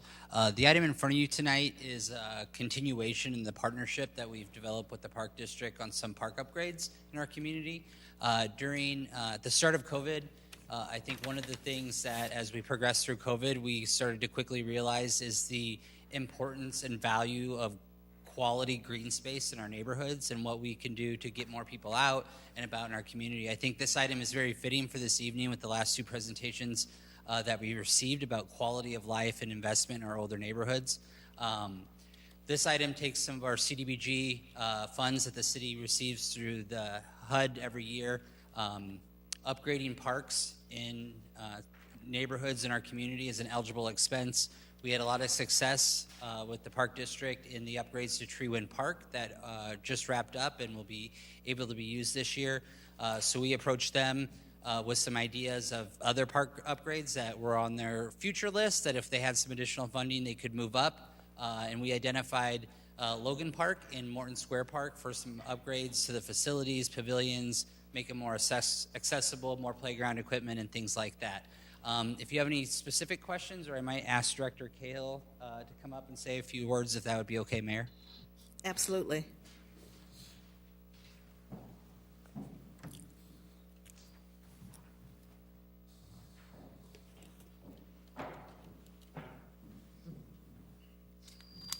Good evening, everyone. Good evening. I just want to say thank you on behalf of the Park District. This is, to me, I've had people ask me about this, why is this happening? And it is a wonderful collaboration as far as I'm concerned. We certainly appreciate the trust that you put in us with the dollars that have been invested in Treewind Park. We look forward to celebrating those together with a ribbon cutting on April 10th. I think it is an amazing thing that we have been able to do. Certainly that sense of collaboration and the impact that we can show our community when we work together is embodied there in that park, and we look forward to meeting your expectations in Logan and Martin Square Park as well. We certainly appreciate those opportunities. Just like you, we have a capital improvement plan that is longer than the dollars are available to us. And so anytime we can work together to make improvements happen faster and with more impact, we are so excited to be able to do that, and we appreciate your trust in us and your willingness to collaborate again to support our community. I brought the spreadsheets just in case you have questions about any specific items that are planned for either park as part of those improvement lists, and I would be happy to answer questions if you have them. Thank you, Ms. Cahill. Councilmember Grab. Do you have, with our park district, one of the finest park districts in the entire country, in my opinion? Thank you. And not just me saying that because I'm a Peoria City Councilman, but do you have activities for our youth? Yes. Is that a question? We certainly do. We have lots of things available for our youth and our families, and certainly summertime is a time when we are able to, with the collaboration and support of the state of Illinois and Representative Jahan Gordon Booth, we are able actually to offer free access to many of our facilities, to include Peoria Zoo, Peoria Playhouse Children's Museum, the Gwynn Family Aquatic Center, and our Golf Learning Center. Those are all available for our Peoria Public Schools families to participate in for free with a Summer of Fun Pass that we're able to offer. That is just one example of the kinds of access that we're able to offer to ongoing programming that is certainly very positive and that engages lots of kids and families across our community. Director Cahill, when the basketball hoops I see on this site here, Perry, Evans, when the basketball hoops get bent, we just take them down and the kids can't play basketball. That's what was happening a few years ago. We have copious supply, basketball hoops. We took the hoops down during COVID in order to keep people from gathering and getting each other sick. We have a supply of basketball hoops as well, and we do replace them very regularly to make sure that they are of good quality. We certainly ask the community to let us know if there's a hoop that is in disrepair, but our maintenance and repair team is certainly on the call to make those changes anytime a hoop needs to be replaced. We have some of the best basketball you can find in the city in some of our locations, especially at Gwynn Park. Certainly that's a place where if you want a competitive game, that's the place to go. Logan also is a really great place to play basketball. Constructive youth activities, and do we have pools to serve the youth of this community that will be open this year? Our pools will be open. I just was in a meeting earlier today tied to lifeguard recruitment. We anticipate having Gwynn Family Aquatic Center and Proctor Recreation Pool both open at the same levels that they were last year. Oh, good. Again, that is Gwynn Family Aquatic Center is one of the locations that's available for free access for Peoria Public Schools families. So we certainly encourage people to be a part of that. As you may have seen in the news recently, we did receive a grant from the state of Illinois to bring a large-scale splash pad to Lakeview Park. That is a replacement for Lakeview Family Aquatic Center. Splash pad is a great alternative to a pool when we are able to do that because it doesn't require lifeguards. Maybe more importantly, it offers a longer season. Swim season outdoors in Peoria, as you know, is no more than 10 weeks. It's generally about 8 weeks. And if you have a splash pad, you're able to extend that recreational experience to 12 to 15 weeks. So that's certainly a direction that we are headed because it is something that is available to be open to families on a more regular basis than a pool is, but certainly we see the value, especially living in a river city, of offering those swim opportunities for our kids and families. Do I call you Director? You can call me Emily if you want. Thank you, Director Cahill. And you know what, Council? I'm going to be drawing our attention to some of these expenditures that we're going to make going forward. All the money that we're spending to help kids, I'm going to remind you every single time we approve one of these. Thank you. Thank you. Councilmember Jensen? Yes, thank you, Madam Mayor. I had a question because it wasn't clear. Is the CDBG funding the sole source of funding for the projects, or would the Park District be kicking in some money too?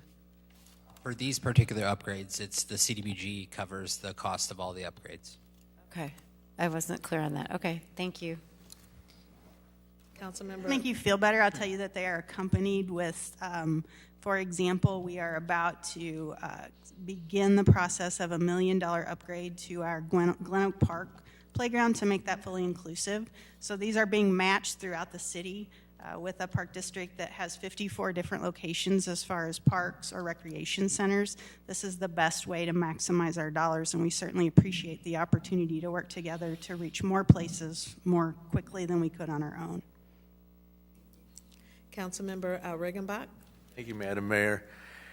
I think we all remember hearing many times how many levels of government Illinois has, and we have the largest number of disparate government units and blah, blah, blah.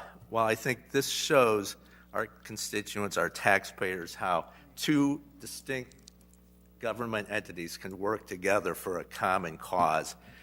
We had quite a robust discussion in the fall about the Tree Wind project and using some city funds to help the Park District. And I think, again, as Director Cahill pointed out, how impactful that is for that neighborhood. And I'm particularly thrilled about the Morton Square improvements and having a chance for the neighborhood to weigh in on exactly how this new shelter will look, and not just a picnic shelter, but perhaps more of a stage-type presence. But whatever it is, it's good to get our kids out and active in constructive manners. So I appreciate the spirit of cooperation that you're instilling.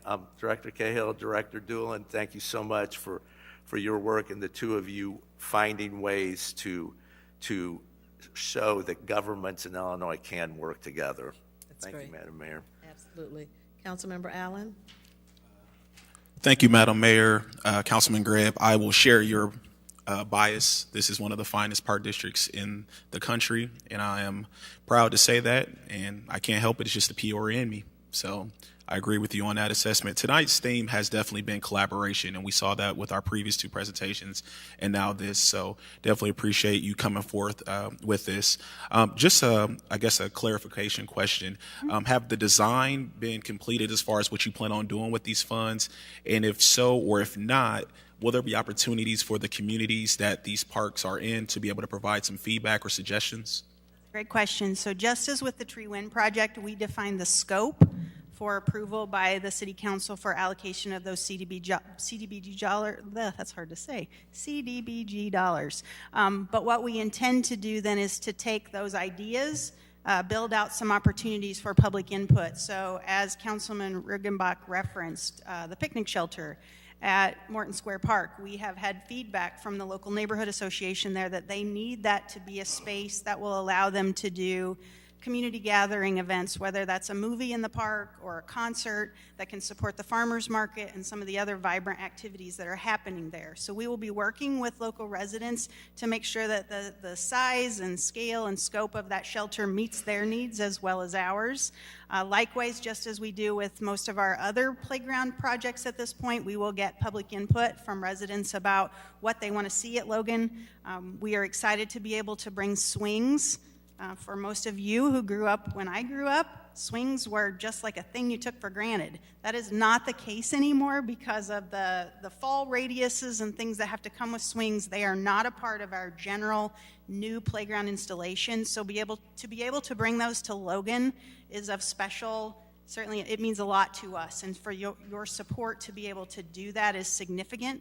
And so we look forward to engaging the public in the specific design, but we certainly know the scope, and we rely on the experts that we have working for the Peoria Park District to help to make sure that what we offer them are safe, equitable, accessible opportunities, and what they, the colors that they are and the way that they're configured. We look forward to engaging the public to help to select that.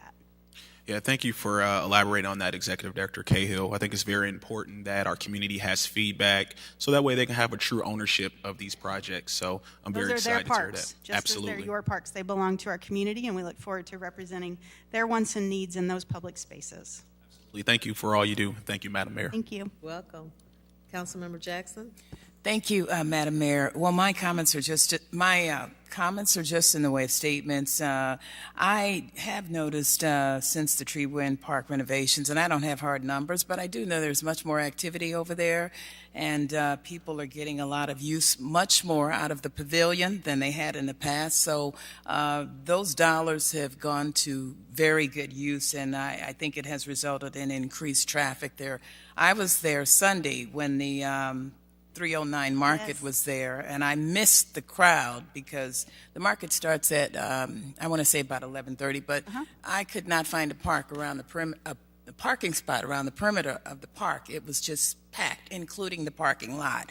So thank you. The park is getting lots more use, and I do appreciate the fact Logan is getting much needed attention. I don't know how long they've been doing it, but there have been soccer teams over there on Sunday, Hispanic soccer teams, and so they have been utilizing that park big time. So I just appreciate the fact that we were able to tap into these dollars, and I think this is money well spent, and it will certainly be used and appreciated by the residents in those communities. So thank you, Director Cahill. Thank you. So tonight is about public-public partnership.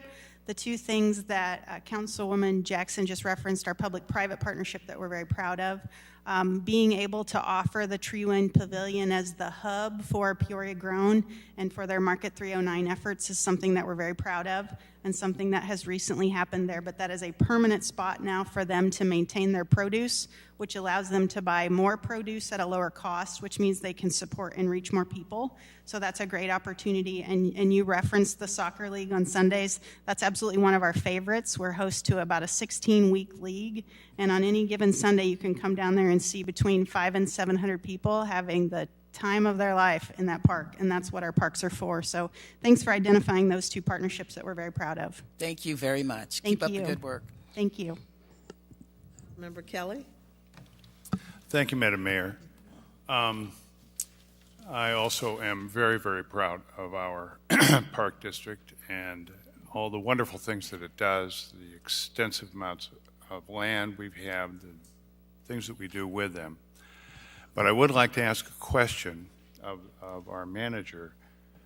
Was our donation to the Treewind rebuild and renewal, was that the first time we've ever parted with a substantial piece of money and delivered it over to the Park District, as far as you know?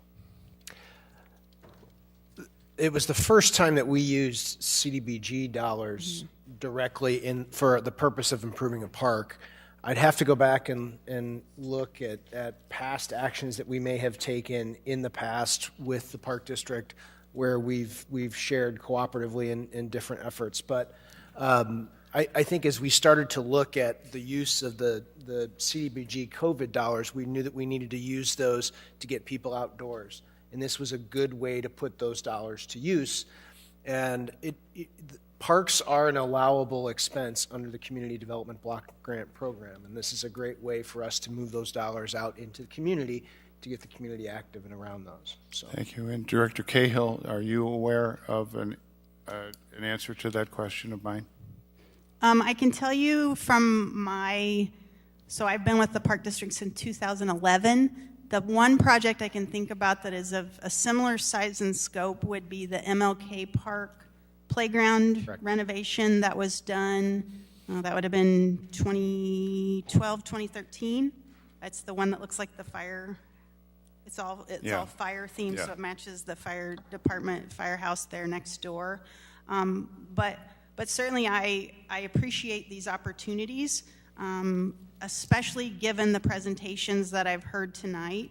As we think about our work to recruit and retain and get people to come to our community, one of the talking points that we share in almost every public presentation that we give, it's certainly nice for everyone to say, well, you have a great park district. The reality is that we have a park district unlike communities of our size anywhere in the country. So when you look at the kinds of things that we're able to offer, both from a land inventory and a programming perspective, the kinds of things that we offer here in Peoria are comparable to what park districts or park and rec agencies in cities like Tampa, Florida, San Diego, California, Charleston, South Carolina, those are comparables. And so if you think about populations, those are not comparables. So it is something that shared investment in these public spaces to make them things that support our residents and the people who visit here is absolutely essential to our future. So we are so appreciative of the partnership opportunity, and we look forward to continuing to be good partners for the public benefit, because that's why we're all here. Thank you. You. Councilman, I do want to follow up, racking in my brain. We do collect on new housing developments, particularly in Northwest Peoria. We collect developer impact fees that were used for parks. And so that was collected and as we built out that area, that was utilized for parks, predominantly for the Peoria Park District. In addition, as part of the LawCon process where the Riverplex was built, we acquired the Rocky Glen Park, which is in West Peoria, as part of the LawCon program, and then transferred that over to the Park District. So that was, again, dollars that the city utilized in that purchase that went to the Park District, but now they have an active park going as well. Okay, thank you. The point in asking is that we seem to be doing this a little bit more. Of the Park District, I love the city. We have two governments that generally don't have enough money to do all the things that we would like to do. Park District does not have enough. We don't have enough. I would like the council to consider having a policy session at some time just to see where we are on supporting other tax-generating entities within our city. Everyone loves, I certainly love the Park District. Everyone, I hope, loves the city. But there's a reason that they're separate, and it hasn't become a rush yet, but, these are not extraordinary expenditures. These are typical, normal Park District expenditures. I think that we should be careful in that we can always use CDBG funds. We can always do more of what our mission is, which might be more down payment assistance, more rehab assistance, that sort of thing. I just hate to be Debbie Downer here, but I think we have to be careful with the money that we are entrusted with. Thank you, Madam Mayor. Welcome. Councilmember Regenbach. Thank you again, Madam Mayor. I just saw in the back of the room our grants coordinator, Catherine Murphy, and I think oftentimes Catherine and her team go underappreciated for the work they do in administrating these dollars that we get, whether it's CDBG or the ARPA programs that we put into place. So just kudos to Catherine. We appreciate what you're doing.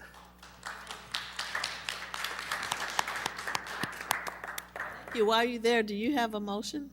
I will have a motion, but I just Okay. want to say one other thing that I personally don't think we need a policy session on this topic. I think we need to look at this case by case, and every situation is different. And I was very apprehensive to support the Tree Wind project, as many of you probably recall last fall during the budget cycle. But as I met with the Park District representatives and as we discussed it amongst ourselves, I got that comfort level to do that. So I think we want to be careful about setting precedent, but we also want to be careful about cutting off potential cooperation. So with that, I would move for approval. Seconded by Councilmember Jackson. Any other discussion? Councilmember Euler? Thank you, Madam Chairwoman. I would like to agree with Councilmember Kelly. I do think we need to have a discussion on how we want to allocate dollars, especially when they're going to other governmental taxing bodies. If that's some kind of, an assessment or a checklist or criteria, something that says that this makes sense to me. And I fully support what we're doing here and have no issue with it, but I do think that, it kind of crosses some boundaries if we're not talking about why we're doing it and we're stepping in and giving money to do exactly what that taxing body's role is. Thank you. You're welcome. We can explore that. We have a motion and a second. Any other discussion? Please cast your ballots. Motion passes unanimously. Thank you, Ms. Thank you very Cahill. much. Thank you.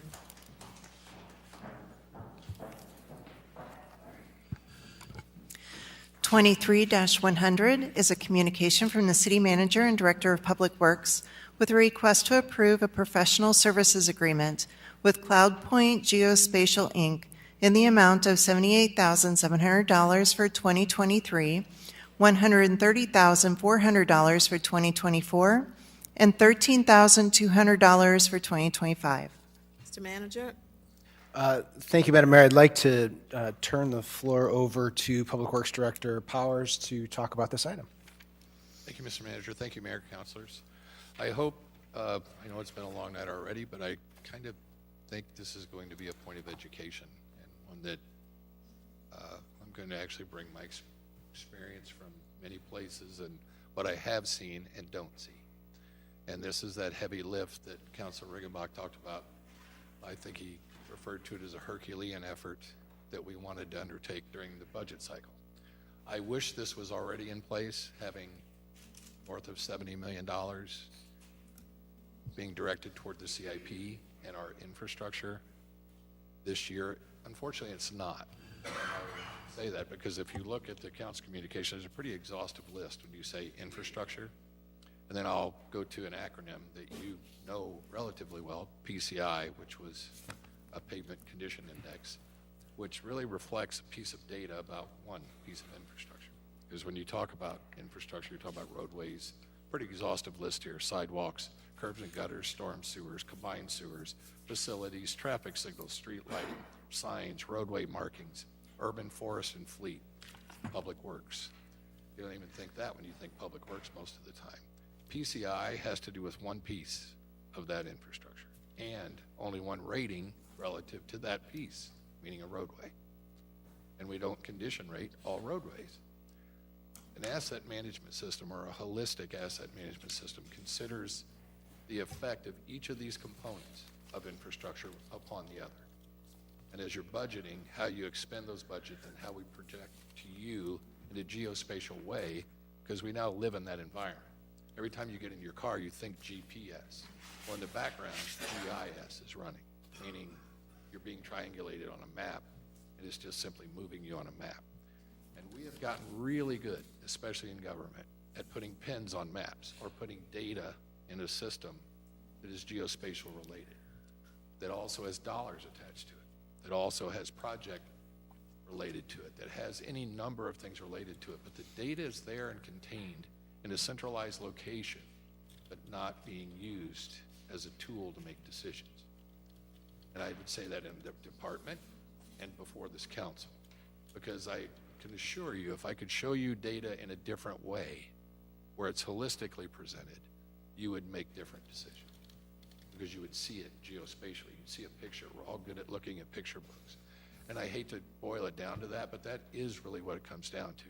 When you look at a geospatial-centric asset management system, and I move dollars off of a project, say from one project to another, just from sheer budget, say some of the things we did creatively this year with mill and overlays. We moved money off of projects to another, but I had to go to the finance director to move those dollars, and to this day would have to go back to say, where are those dollars, or talk to our finance manager to say where those dollars moved from, and follow a track, if you are an audit trail for those dollars. Whereas if we had a holistic asset management system, we would see those dollars and that audit trail in a geospatial environment that was attached on a dot, on a point, on a map, and you could follow the money and the project. You could follow the road conditions. You could follow what's buried under the roads. You could follow the map, or the lighting and the lighting conditions, the sidewalk conditions, all of those things, which we're doing now. And by the way, I've already expended hundreds of thousands of dollars on mapping, again, mapping our storm sewer system and condition rating it. Meaning even discovering where it is to this day. We're still discovering where our storm sewers are and mapping it. But we're putting data in. We're not making decisions with it yet. We're not bringing those things together and concatenating them in a way that it tells a story to us as a department. And quite frankly, we are not the most robust user in our own department, which is the first part of the proposal we're bringing to you. And I would propose this as sole source for a reason, because we've had a parade of several vendors come through our office who have tried to sell us a solution. And I have learned in government over my many years in it that I do not see the forest for the trees. Meaning, even as many times as I've gone through implementations with systems and so on, absent someone being objective and not selling me a product, meaning, I'll use as an example because they're the biggest, Esri and GIS. Everyone has heard of Esri. But Esri also will try to sell you something, a solution. So in order to be unbiased and objective, we went out and sought a consultant that doesn't own any of those things, but has the ability to assess all of them. Some of them even work for us, quite frankly, locally, that would pitch us a solution. But we don't know, frankly. I'll just say, from a point of public works to this minute, which of our disparate systems, we have a system that we build a budget with every year that's a third-party system. We have a system that we use for pavement conditioning that is used throughout the area. We have, if you think of front desk, we have land use information that's geospatially used that we use in making decisions, but we don't go to one place, or as close to one place. We'll probably never get to one place, but I want to get as close to one place as I can and come here during the budget preparation season and tell a story about infrastructure that includes that list, all of it, and one of its impact upon the other, and show it to you in a picture, and show you, again, red is bad, green is good, and you just kind of look at it and see what the impact of stormwater is upon pavement, or see what lighting costs are relative to pavement cost and project cost, and you see it in a picture type way, rather than me trying to throw data at you. And again, I'm not trying to discount the value of PCI, because again, we just had an item earlier we deferred. It is valuable information. We do use it to make decisions, but that is one point of data. That's one point of data. It does not consider politics. It doesn't consider the amount of money we have. It doesn't consider the effect of one winter or even one storm that could have on what we've rated. In other words, I could give you a condition rating on pavement and have a week of sub-zero weather and have a road that wasn't even rated as bad blow up, and it comes to the top of the list. So again, you have these anomalies that take place that even can be, in this instance, plotted in this way in an asset management system or a holistic asset management system that will tell us that story and can help us make that decision, because we'll see it, because we'll enter the data, and then the data will enter into an algorithm that brings it to the top for us, and we can show it to you. So that said, I will say Jonathan Hodel and Aaron Strickler are here from CloudPoint Geospatial. And again, the reason we are putting them forward as the sole source vendor is because they do not have a product to sell us. They have the expertise, and I'll just plug a few of the cities. They're working with Bloomington, Pekin, and this is for Councilor Ruckriegel and I, Jasper, Indiana, along with Western Springs. So they are working with communities around us. They have a great deal of experience, and again, they are here, and I just wanted to make sure that I introduce them, even if you don't ask them questions. But believe it or not, this is one that I've done in a lot of places that I've worked, so I doubt that you'll ask me a question I can't answer, even maybe for them. This is the beginning, I think, of something really, really great for Peoria. And our plan is to train throughout this year to determine what we need to know about geospatial environments, and then to have them take on the role of writing the requirements document. In other words, coming and asking all of us interdepartmentally, asking finance, asking IS, asking economic development, asking the manager, asking us, asking the mayor, asking you, objectively, what would you like to see to make a decision that involves infrastructure and your expertise? That may not have anything to do with public works, but we can show you a geospatial image or a desktop or an executive dashboard that comes to fruition throughout next year, which is where we'll use them to actually write the RFP, score the RFP, and actually acquire the software and do the implementation. So we are looking, as I say often, concept to concrete.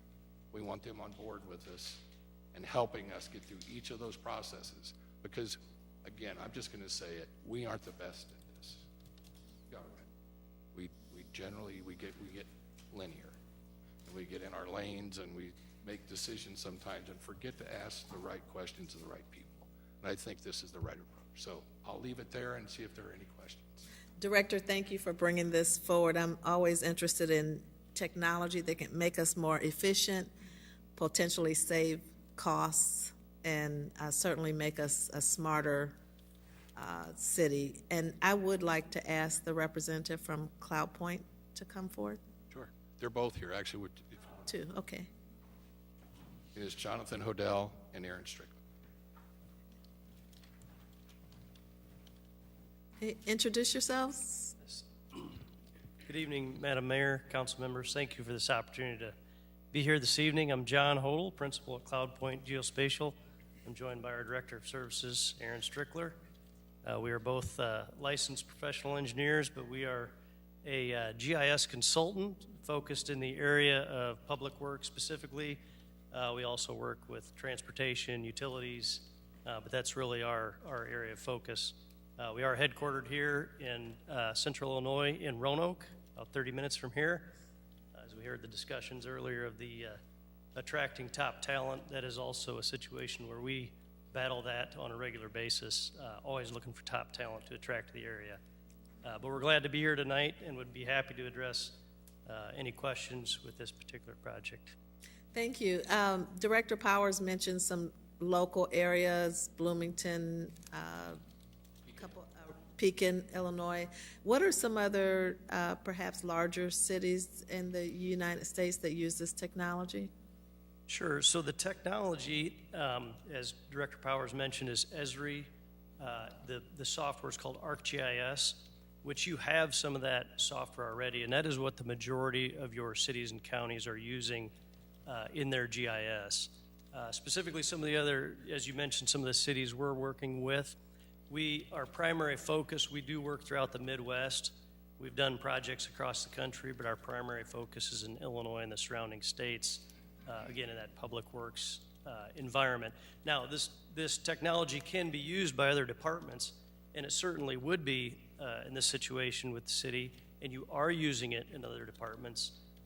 However, we find that typically the greatest need, really the driving force, is the public works need, because it's so infrastructure asset heavy. And how many training hours does it take before an employee could start using the technology? That really depends on what the application would be. There's a desktop software component to it. There's also a web component. So what we see more and more as the technology increases its capabilities is we see more people taking advantage of the web. What that allows us to do is roll out GIS applications for more of an everyday user, not having to be a GIS professional sitting behind a real powerful GIS software, if that makes sense. So how much training might it take on average? Is there a range depending on the user? It's going to vary. It's going to depend on, first of all, what the department would be, what their needs are going to be.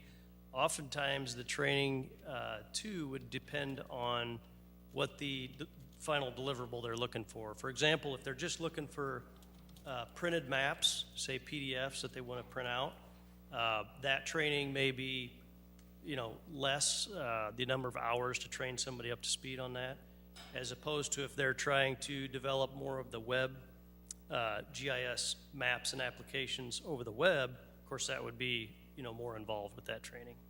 Oftentimes, depending on the department, they may have more what we call data layers, GIS layers, depending on their needs in that department. And typically, you would see, like in the case of Public Works, they would have more layers of infrastructure assets, as some of them were mentioned earlier, maybe than some of the other departments. But other common use cases, the police department with crime analysis, and I'm sure you probably are familiar with some of those use cases for those departments as well. So I can't give you an exact number of hours for specific training. It really is going to depend, but that's part of our contract would be to assist the Public Works Department with improving training and have knowledge transfer as a part of that. Councilmember Rodrigo? Thank you, Madam Mayor. And I think not necessarily a question, I guess just a couple of thoughts and some comments.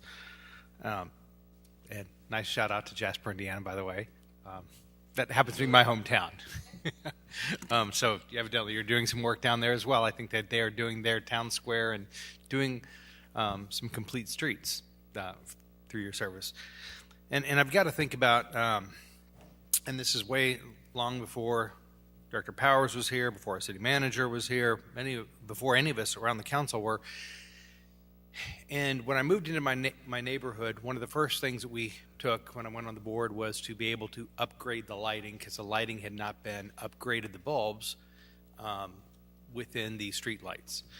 And as we got into that project and were able to do that along in the neighborhood, one of the things that was quickly pointed out to us was the number of proliferations of signs that had taken over every single pole, many of them actually saying opposite of what the one above or below them did, because everybody knew how to put a sign up.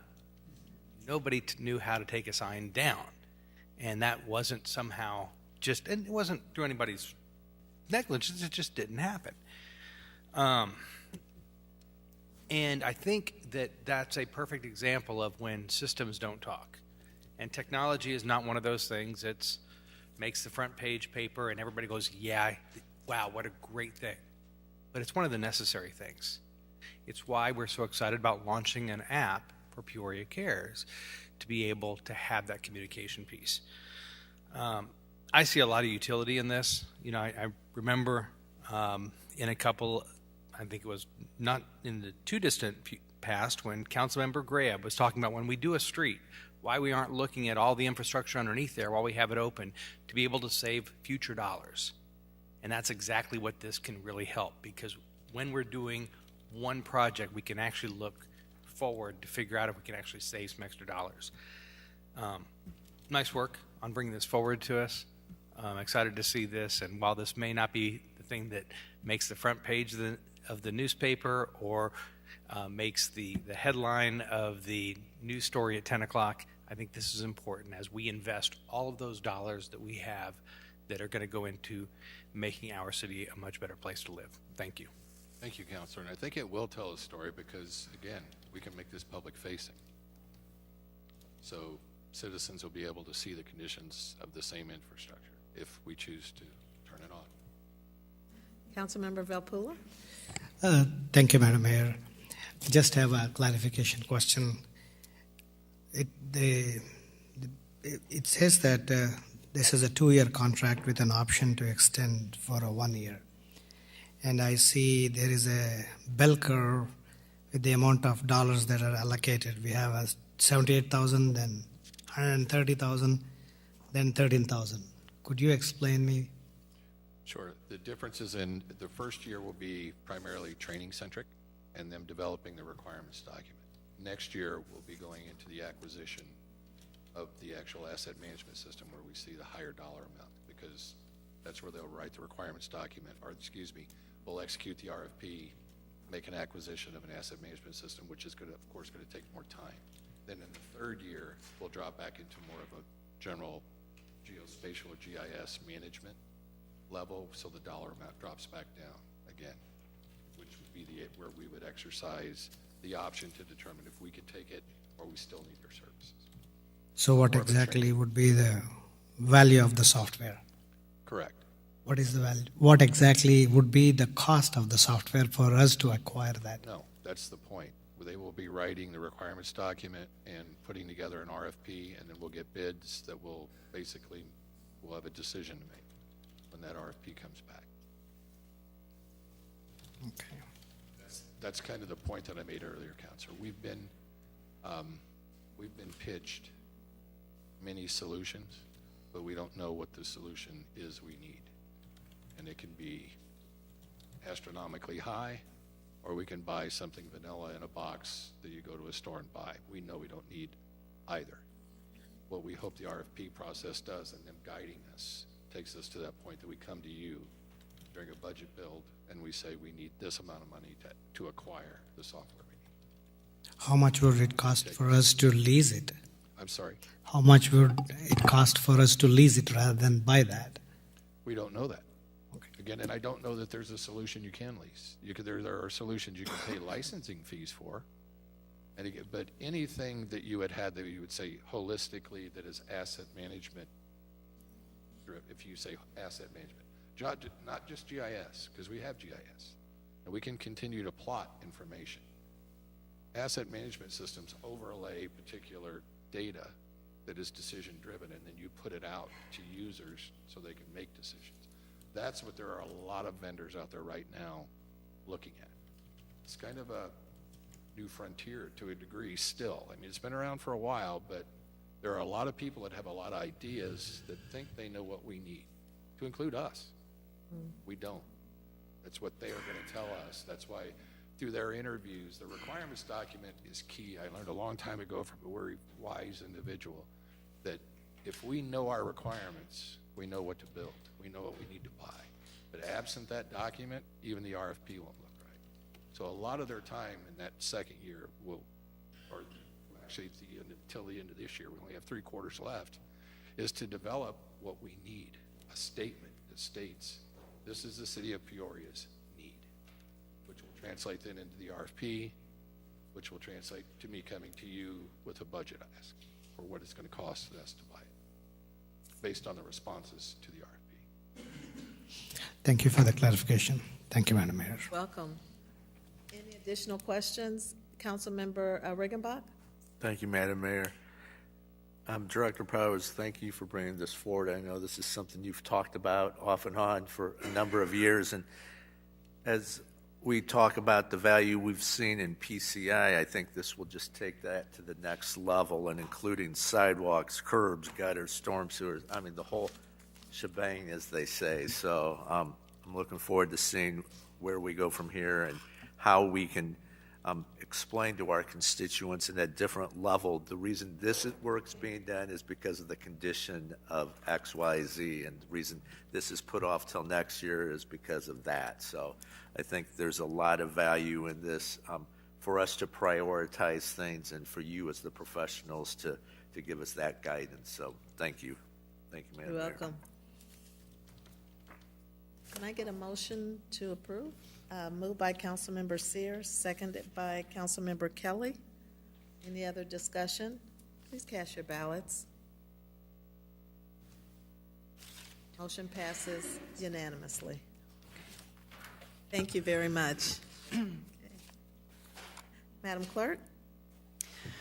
23-101 is a communication from the City Manager and Corporation Council with a request to adopt an ordinance to make temporary amendments to Chapter 18 licenses, reducing fees, allowing additional locations in Article 17 mobile food vehicles, and reducing fees in Article 12 street and sidewalk vendors of the Code of the City of Peoria. Mr. Manager? Thank you, Madam Mayor. This item really is coming to us from a request from the Arts and Education Celebration at the Peoria County Courthouse. They currently park all of their buses along Hamilton Street, and if they're ever to get any food vendors, they would really need the stretch of Adams Street to be able to have any food vendors that would operate. There are no food carts that have applied, so what we wanted to bring forward was what we did last year, which is to basically allow the food carts, or allow food trucks, to operate along both the Courthouse Square block of Hamilton and on Adams during 2023, and then also waive the fees to try and encourage the food trucks to operate at those locations. The only other location that they would be able to operate in downtown is right out here on Jefferson by the Civic Center, where there's the bus pull-off section of that. So those would be the 3 locations in downtown that the food carts would operate. What would the time period be, The time period is for this full calendar year, so it would be through the rest of 2023 that we would do that. We did get a letter today that I'll be happy to share with council from the county administrator that said at a minimum, I think they'd like to see April and May having that ability during the Arts and Education Celebration. Discussion, questions for the manager? Councilmember Jensen? Thank you, Madam Mayor. Just wanted to thank you for bringing this forward. This is something I think Councilman Riggenbach and I both have brought up before during discussions on the council floor to get more people downtown and get more businesses downtown. So this is great, and with that, I move to approve. Is there a second? Seconded by Councilmember Velpula. Councilmember Euler? Thank you, Madam Chairwoman. Consistent with my opinion last year when this came up and my no vote, I'll be opposing this again. I think that sends the wrong message to our restaurants in downtown. And it basically last year, the only thing we accomplished was saying that we don't care about you. We did not have one single license apply to put a food cart downtown. But we told the businesses who stuck it out through COVID that you need to pay your full property tax and stormwater fee bill and parcel pension fee bill. I enjoy going to the food carts and the food trucks, and I think any of the owners that are here locally know that I frequent them, but the location that these go and saying that you don't have to pay, but you have to pay property taxes and stormwater fees is completely unfair and sends a bad message when they are hanging on waiting for civic center events in the days that OSF and Caterpillar actually have employees in the office to survive. I go in them every day downtown. I have these discussions with all of the owners, and they are very concerned about this.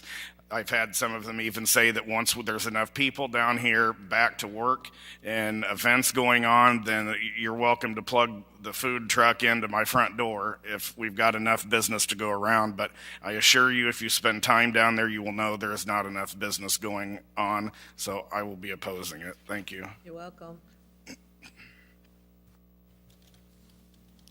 if there's no more discussion, we have a motion to approve and a second. Please cast your ballots. Motion passes with 3 nays: Sear, Euler, Ruckriegel.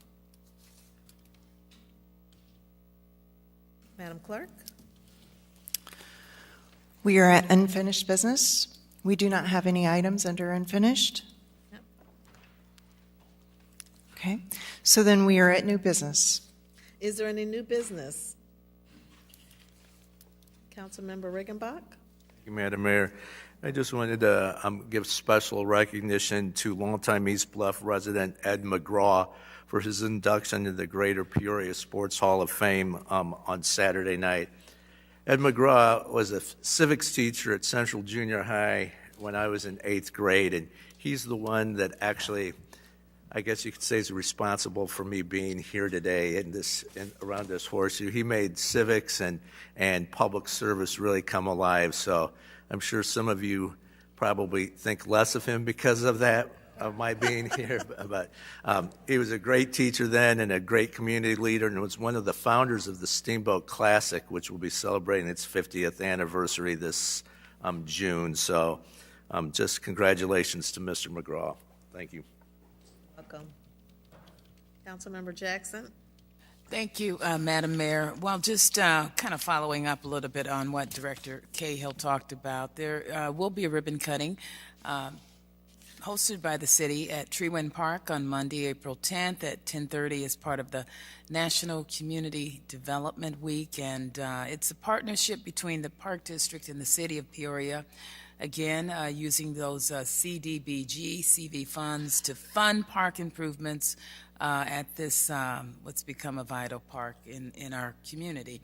The improvements are a new ADA accessible playground equipment, a new pavilion, new walking paths, and a new basketball court to allow for outdoor activities. So just a shout out to everybody who made this project possible, and we hope to see lots of people as well as my colleagues here joining me on April 10th for the ribbon cutting at Treewind Park. Thank you, Madam Mayor. You're very welcome. Councilmember Jensen? Thank you, Madam Mayor. I have a request to see if staff would bring forward either maybe a resolution regarding the proposed carbon dioxide pipeline that's going to go through 61605. The Sierra Club was here about a month ago, a meeting or two ago, talking about it. I think we've all received emails about it. I've read a lot about it, and I am concerned about it. And I'd like to see that this council take some action, at least adopt a resolution stating that we're against, having that expand here. We're concerned, and perhaps endorse a moratorium until we have more information about it. Okay, thank you. Councilmember Graham? Thank you. Director Powers and Manager Urick, do we have a strategy to get that lane that's blocked on northbound Knoxville, just south of Nebraska, back open? It's been closed for a long time. It's a hazard. It's a potential accident causing hazard. What's the plan?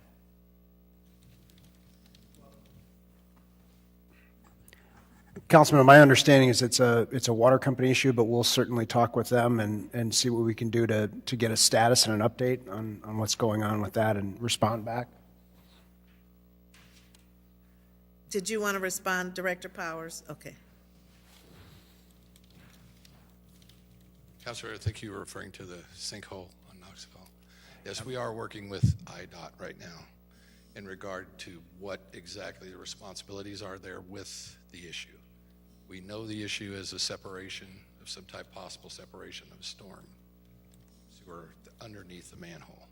We have a standing maintenance agreement for surface level maintenance for roads, manholes, and structures. Therein lies the point. The agreement we have says we basically would take care of the manhole, the surface, and a riser, or whatever coming to that point. IDOT is of the belief that we would also maintain the sewer structure underneath. We do not believe that to be the case, and therein lies the point. We are trying to resolve that with them now.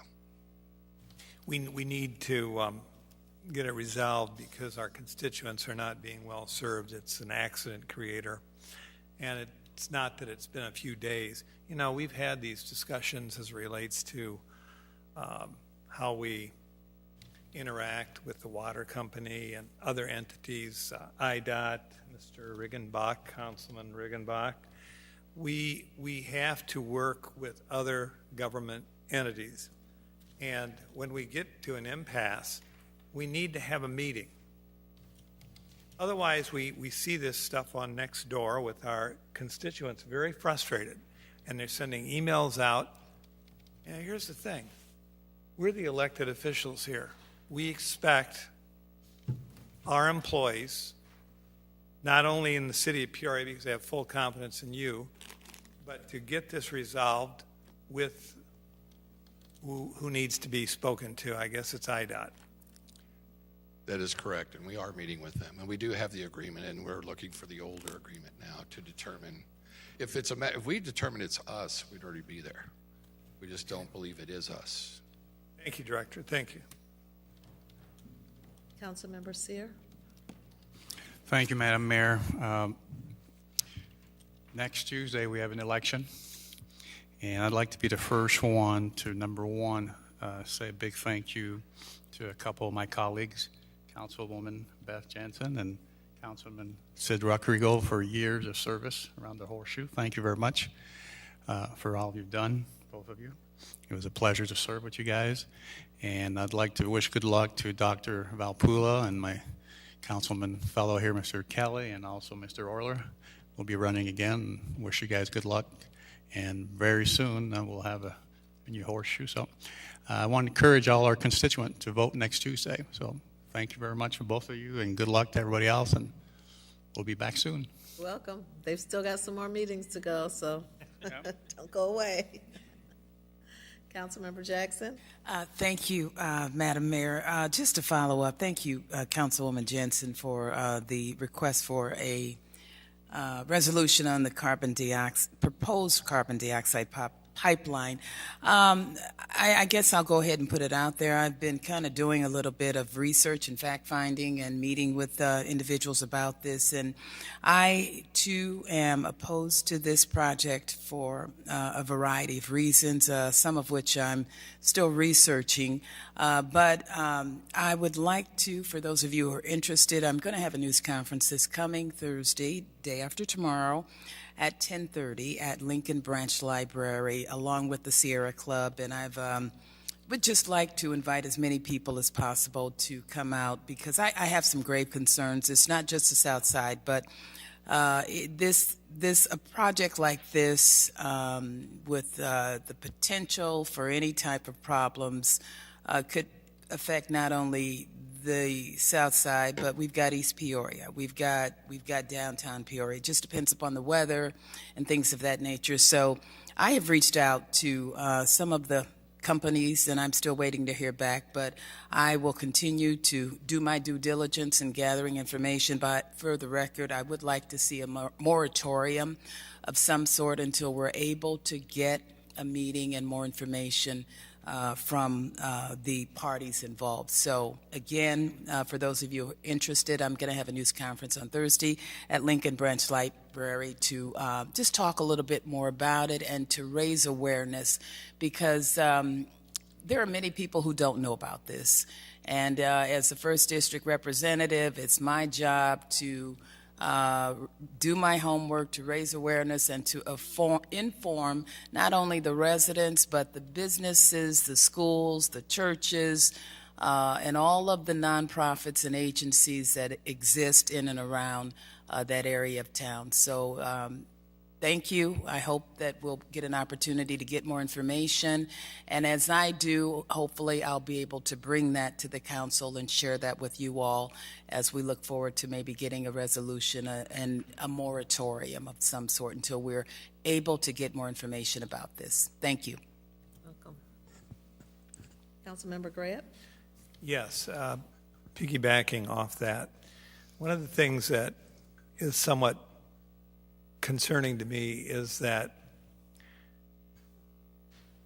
we don't have a city position or recommendation on something that we are getting tutorials on from entities like the Sierra Club and other environmental groups. We've known this is coming, and manager, does our administration have a position on this?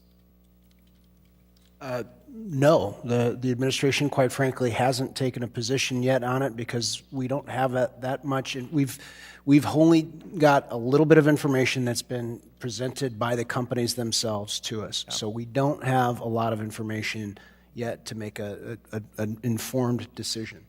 But we'll be happy to put some information together for council. And that informed decision is important, because some of these things could, if they could be potential health problems, you know what, toxic fumes, whatever, a discharge of gas, does not respect district boundary lines. So, you know, it's all of us here. Yeah. And so thank you, Councilor Jackson, for bringing this up, because I love our Sierra Club, and I love the people who represent various other groups in this community who are concerned about our environment. But you're saying we basically just don't have enough information. So, Councilor Jackson, I'll see if I can join you as well, because we need to start developing a body of information. We just recently have seen what can happen down with the biourgent mess and the potential problems there. And I think this has to be front and center. And I think that I want to learn more about it. But thank you for telling us that we're on it, but we just don't have a sufficient amount of information to bring to the council yet. Thank you. You're welcome. Madam Clerk? We are at citizens' opportunity to address the city council. We have not received any cards. Okay. So then we're on to executive session. Okay, and I would like to, where was that? Did I? Oh, okay, come on. You can come on. You can come up.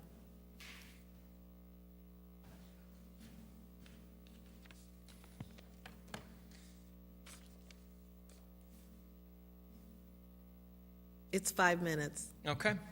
My name is Eric Smith. I live at 511 West Teton with my wife Sherry on the corner of Mont Holly. We've been there since July 2020. And since being there, we've noticed that there's general fast driving on Mont Holly. It's especially bad at night and during the morning commute. The speed limit is 35, but I have routinely followed cars going 50, and due to the width of that road, it is quite easy to go 40 and not even feel like you are speeding. Now, Mont Holly is a feeder for all of, and this quite frankly might play in a little bit to your ability to work with, the Joint Commission on Racial Justice and Equality and evening out your speeding ticket admissions. This road feeds Holly Hills, it feeds Edgewild, it feeds Fox Point, and it gets a fair amount of traffic, and I would presume that most of the traffic comes from those neighborhoods where homes can cost in 2 commas millions of dollars. And I propose that we generally slow that traffic on the road. Now, the first iteration, I think, Beth, you wrote to me today, perhaps that we can get a trailer-mounted speed monitor there. I do not know if those keep data, if they just simply point a speed at anybody, but I would be interested if there were more metrics than mine. The second iteration may be to have permanent mounted speed limit monitoring signs, if you can put those up. I know there is one on Northgate Road, which is in Holly Hills, but Mont Holly needs one in both directions. I would defer to the city engineers or whomever I can work with to best place them. And the third iteration of this could be as when road resurfacing is needed, that we install some type of speed calming device, traffic humps, or whatever. There have been emails going around the city council. I've emailed all the, Mr. Sear and all of our city-wide representatives. And there's talk about perhaps that there are speed monitoring cameras legislation that could be put past. I know they have that in Iowa because I got a ticket for Iowa while I was at the hardware store in Peoria, my daughter. But the speeds on Mont Holly, so what I did is I measured between 2 telephone poles on Mont Holly across from my house. They are 170-something feet. I measured them out to 180 feet. And using the basic high school math of a public education system of Peoria, I came up with a factor of 122.7. If you divide 122.7 divided by the number of seconds it takes for a car to pass that distance, you will come up with 50, 37, 34, 34, 43, 48, 37, 40, 35, 41, 47, 33, 36, 48, 38, 46, and that is an average of 40 on my first 5-minute break. That is an average of 5 minutes speeding. The next car that came by at 58 miles an hour, still accelerating, 33, 50, 43, 46, 50, 38, 49, 57 miles an hour, 44 miles an hour, 42 miles an hour, 58 miles an hour, 43 miles an hour, 46 miles an hour, 46, 41, 39, 41, 47, 39, 52 miles an hour, 45, 45, 64 miles an hour. 44 miles an hour, 48, 45, 44, 38, 38, 50 miles an hour, 38, 43, 33, 47, 44, 38. This is a residential street. If you would like me to run 64 miles an hour down your street, I'll go look you up and we'll do it. Now that's my time, and I have seen positive traction the last couple days with the council members, so I appreciate that. But I know there was hopefully a city police presence there, and but we'd like to see this moved on. Traffic is moving much too fast there, and like I said, if you want racial injustice and equality, I think we can pretty safely say that it's not black people speeding down that road. Thank you. Thank you, Mr. Smith. I would like to invite a motion to adjourn and to convene in closed session immediately following adjournment of the City Council meeting pursuant to the Open Meetings Act 5 ILCS 120/2C1 to discuss the performance of a specific employee pursuant to the Open Meetings Act and pursuant to the Open Meetings Act 5 ILS 120/2C21 for approval by the body of closed session minutes.